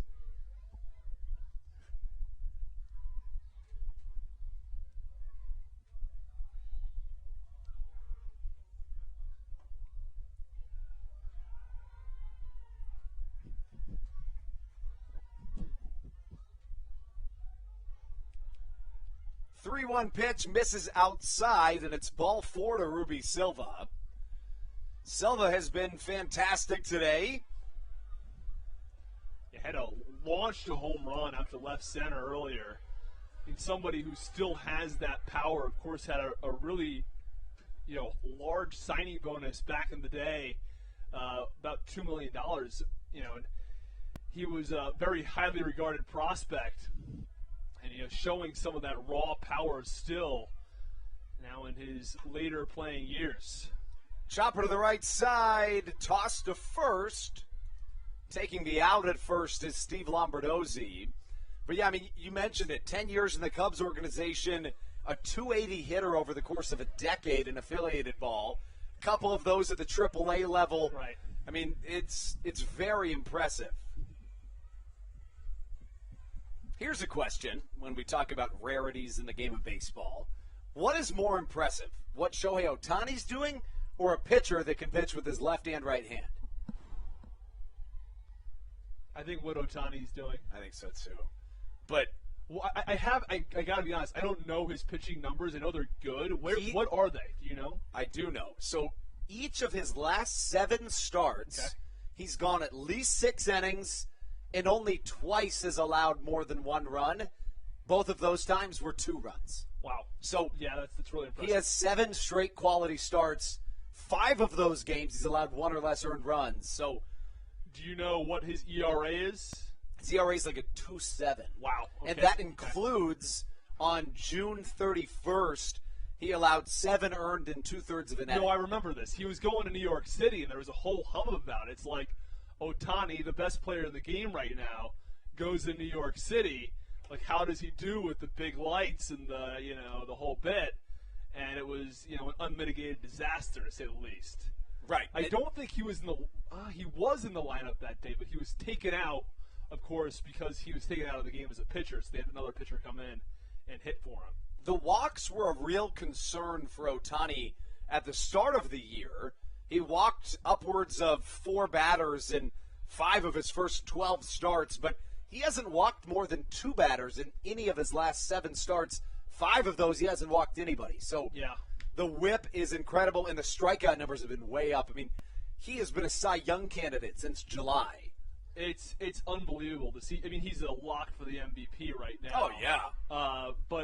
And how many home runs does he hit now? 40. 40. League so he leading. hit 40. I knew he was league leading. I didn't know if he had hit 40 yet. Okay. One of the other really impressive parts to me about that is, so you talk about the fact that it's a guy that can pitch and hit, but rarely do you find a guy that can hit for power and just steal bases, those 2 things.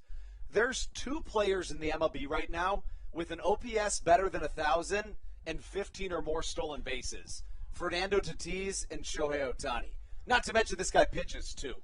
Right, and is a Cy Young level pitcher. Fly ball to the right side. We're through 8 here in Southern Maryland as David Harris flies out. We take you into the 9th here on the Hometown Real Estate Broadcast Network. This is Josh McAdams, and you're listening to the Hometown Real Estate Broadcast Network. Did you know that the Washington, D.C. metro area is the 5th most expensive place to live in the entire United States of America? Sometimes finding affordable housing in this area can feel impossible. If you're struggling to find affordable housing, look no further than the Villages of St. Charles by Ross Properties. You can visit them online at villagesatstcharles.com for more information today. Villages of St. Charles. They'll have you safe at home. There's nothing quite like when the Blue Crabs retire the side. At Wealth Management Partners, they're on your side for your retirement planning needs. It's never too early to start planning your retirement.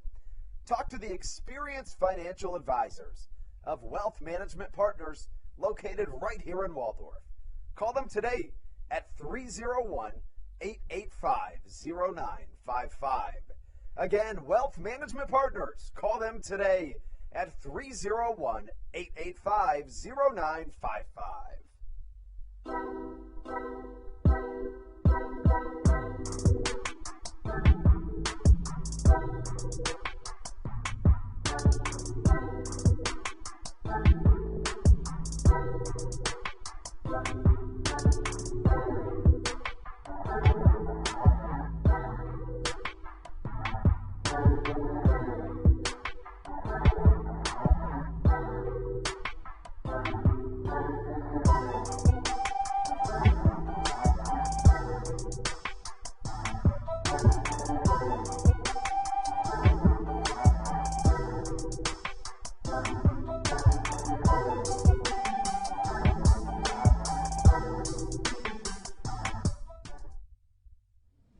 This is Kent Blackstone, and you're listening to the Hometown Real Estate Broadcast Network. Into the top of the 9th we go here at Regency Furniture Stadium. Southern Maryland trailing by 14 runs, a 19-5 game. Up to the plate, Ty Kelly, an MLB veteran, and Kelly just got back from the Olympics, actually. He was originally signed to play with the Ducks at the start of this year, but then had his contract purchased by the Mariners, played at the AAA level in Tacoma with the Mariners for a while. Then right before the Olympics, he was released, and after the Olympics, he came to Long Island. At the Olympics and baseball, the first time in how many years, do you know? I think it's it's not as long as I once thought it was. Okay. I thought it was like the 90s, but I think it was like 2004, which surprised me when I Googled that. Interesting. I watched a little bit of it. I can't say I watched a ton. The time difference, it was it made it tough to watch a lot of the Olympics because you're watching everything taped and it's just not the same. Right. It's true. Well, did you see who won a bronze medal? Charlie Valerio. That's right. I did see Charlie Valerio did. Former Blue Crab, and he's currently basically touring the Dominican Republic. He and his whole team are with their bronze medals. It's pretty impressive. I think that was their only medal in this Olympics, I think. I see. So it's a huge deal for the country, and, couldn't have happened to a better guy in Charlie Valerio. Right. Got to know him a little bit in 2019 with his stint here with the Blue Crabs. A very good-hitting catcher. Yeah, switch-hitting catcher with a lot of power. And good speed, too. You remember he played down bunts every once in a while? Yeah. No, he did. He was not, your traditional slow catcher who can't, run the bases. He's one of those guys, maneuvers quite well, good behind the plate, had a strong arm, and then had some pop in the bat. Yeah, when he was in Tokyo, I saw him posting pictures with Luka Doncic and Rudy Gobert. Rudy Gobert, what he's become, synonymous with is just that whole first COVID test. It's true. I almost think he's kind of gotten past it. I mean, for the rest of his life, as a line out to Josh McAdams, this could be two, but the throw gets past Alex Crosby.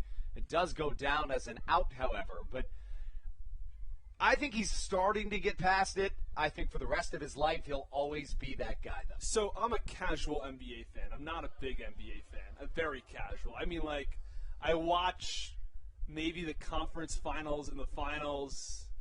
I'm not someone who knows a lot of the players in the NBA. I just don't follow it that closely. I follow a lot of other leagues. And since the NBA is just not a league I follow, I know Rudy Gobert is a good player, but he wasn't on my list of guys I know. It's not a very long list, let's just be honest here. So when I hear about Rudy Gobert, there's one link there. That's fair. That's fair. I think he's one of 3 players in NBA history to win 3 or more Defensive Player of the Year awards. How about that? 3-6-1 double play ends the top of the 9th inning. Bottom half of the 9th, it would need to be a historic comeback for the Blue Crabs. Where else than Waldorf? That's true. We may see it when we return on the Hometown Real Estate Broadcast Network. Hey, Blue Crabs fans. Make sure to visit the All-American Steakhouse and Sports Theater at 35 St. Patrick's Drive, right here in Waldorf, for some great food with great friends. Their steaks are fresh, hand-cut, in-house daily, as well as many other fresh seafood, chicken, and beef options. They offer outdoor and indoor dining, available each and every day, along with the same great menu to go if you would like. Please visit them online at www.theallamericansteakhouse.com. That's www.theallamericansteakhouse.com. You can also visit them on Facebook or Instagram. They have daily specials that you just can't pass up. Thank you, Blue Crabs fans. All Pawn is Southern Maryland's premier pawn shop and is the official pawn shop of the Southern Maryland Blue Crabs. Stop by and say hello today. They've been a part of the Southern Maryland community for 18 years. If you need some cash to hold you over, or if you're just doing some spring cleaning and want to clear some stuff out, please bring it by All Pawn and let them make you an offer. If you have broken jewelry or some that you just don't want anymore, please bring it by and they'll pay you more than anyone in the Tri-County area. They're located on 301 in White Plains, just south of DeMar Road. Go Blue Crabs!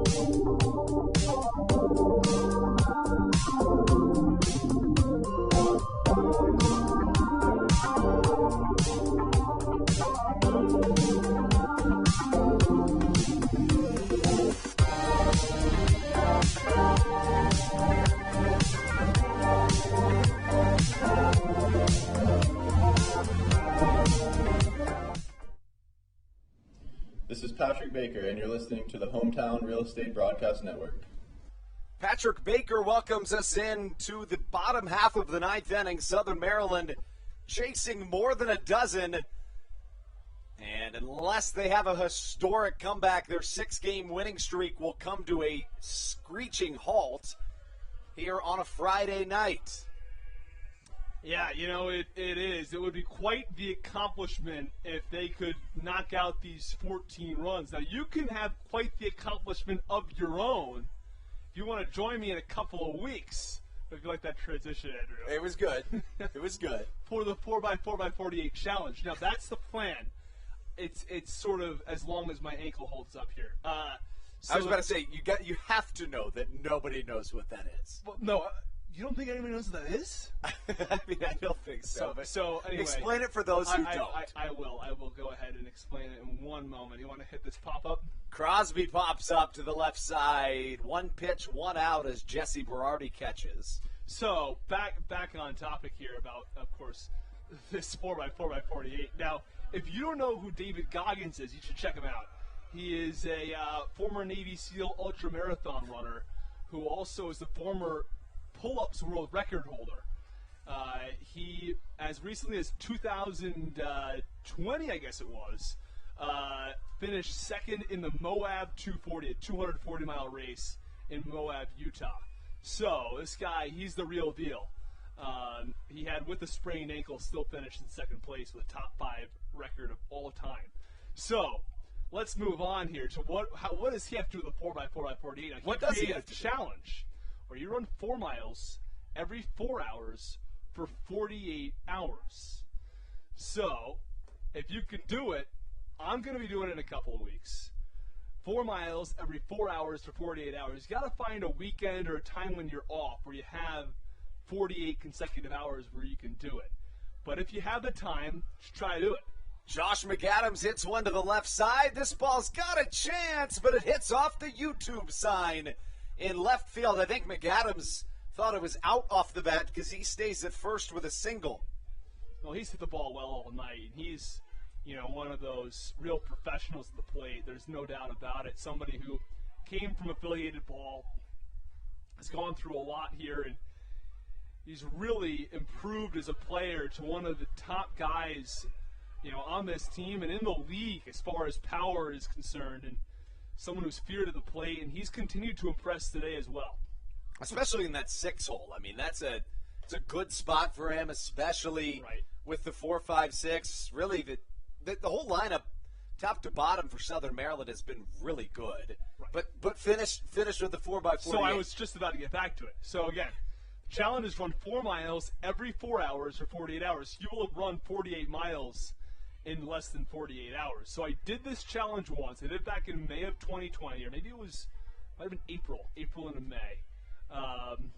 Completed the whole thing, and I was looking to do it again in May, but I sprained my ankle, so I couldn't do it. I was actually increasing my mileage, so I was going to be ready for it. But if you think you're ready, come and join me September 4th through the 6th, I think it is. If we have Blue Crabs games that day, we can work around it, guys, and find another weekend when you guys can all join for this challenge. David Goggins does it in March, so if you think maybe I'll just wait until March, you can do that too, but challenge yourself in some way, and maybe, you'll finish the 4x48, even if the Blue Crabs can't finish this comeback tonight. It looks like that was a good ending. Good transition, good ending. The Blue Crabs are on the road September 3rd through the 9th, I believe. So it's time to do it. Yeah. So are you in? I probably am not. You could always change it up. If you want to do push-ups instead of running or something else, you can always do that. A friend of mine is doing 2,400 push-ups in 16 miles instead of the 48 miles. What about the 1x1x1? I just run a mile. So, there's the 1x1x24. Okay. Which is 1 mile every hour for 24 hours. Is that harder than the 4x4x48? Now, I was told by someone who's done both that he found the 1x1x24 harder because you just get no rest. Literally, you don't sleep. Not only you're really not sleeping. The 4x4x48, you get a little bit of sleep. But it's 2 nights where you're really struggling to sleep. But it's 2-hour naps you got to get in. This could be the end of the road for Southern Maryland and is a 19-5 final score and an update from across the league. It looks like West Virginia has taken a late lead against the Lancaster Barnstormers, so that's a good thing, Austin. It is. We're getting back. It's a great thing, and then, of course, West Virginia comes in later in the week, right? That's right. West Virginia has been good. Southern Maryland entering play had the second best run differential in the second half at a 12 run differential, so that'll be in the negative now. But forget about differential. A loss is a loss is a loss. And just one. I think that the Blue Crabs have this is the beautiful thing about baseball. There's always tomorrow, right? It's true. They'll be back tomorrow, and a 14-run loss tonight, and it could be a 14-run win tomorrow, or it could be a 1-run win tomorrow. And either way, the series will be tied at 1 apiece. So a tough loss tonight for the Blue Crabs, but they've got opportunities to rebound, especially with Darrell Thompson coming to the mound. Joe Iorio gets the win, advancing to 8-2 on the year. Colton Mahoney the loss, falling to 5-4. Mahoney went an inning and 2/3, allowing 4 hits, walking 5. 8 runs, 4 earned in the game. The offensive stars for Southern Maryland, Alex Crosby goes 3 for 5 with 2 doubles. Ruby Silva 2 for 3 with a home run. And Cesar Trejo 2 for 4 with a triple, an RBI, and 2 runs scored. We'll be back same time, same place tomorrow. Austin and I will have game 2, hopefully of which will be a much different story. Right. First pitch 6:35. We'll get on air at 6:20. As always, let's go Blue Crabs. This has been a blast, and we'll have it all week coming your way. I can't wait. It's going to be a blast. It's going to be a lot of fun calling Blue Crabs baseball. It's been 2 years, and watching this team play, and a team that's got a strong winning record this year, and I think we all hope find their way into the postseason. And if they're in the postseason, I will make an appearance. That is great news. Right. It is. It is. Fantastic. Tremendous. I have to find a way down here. One way or another, I will make an appearance during the postseason if we get there. We will hopefully get there, and it starts tomorrow. We'll have that right here for you when we come back tomorrow on the Hometown Real Estate Broadcast Network.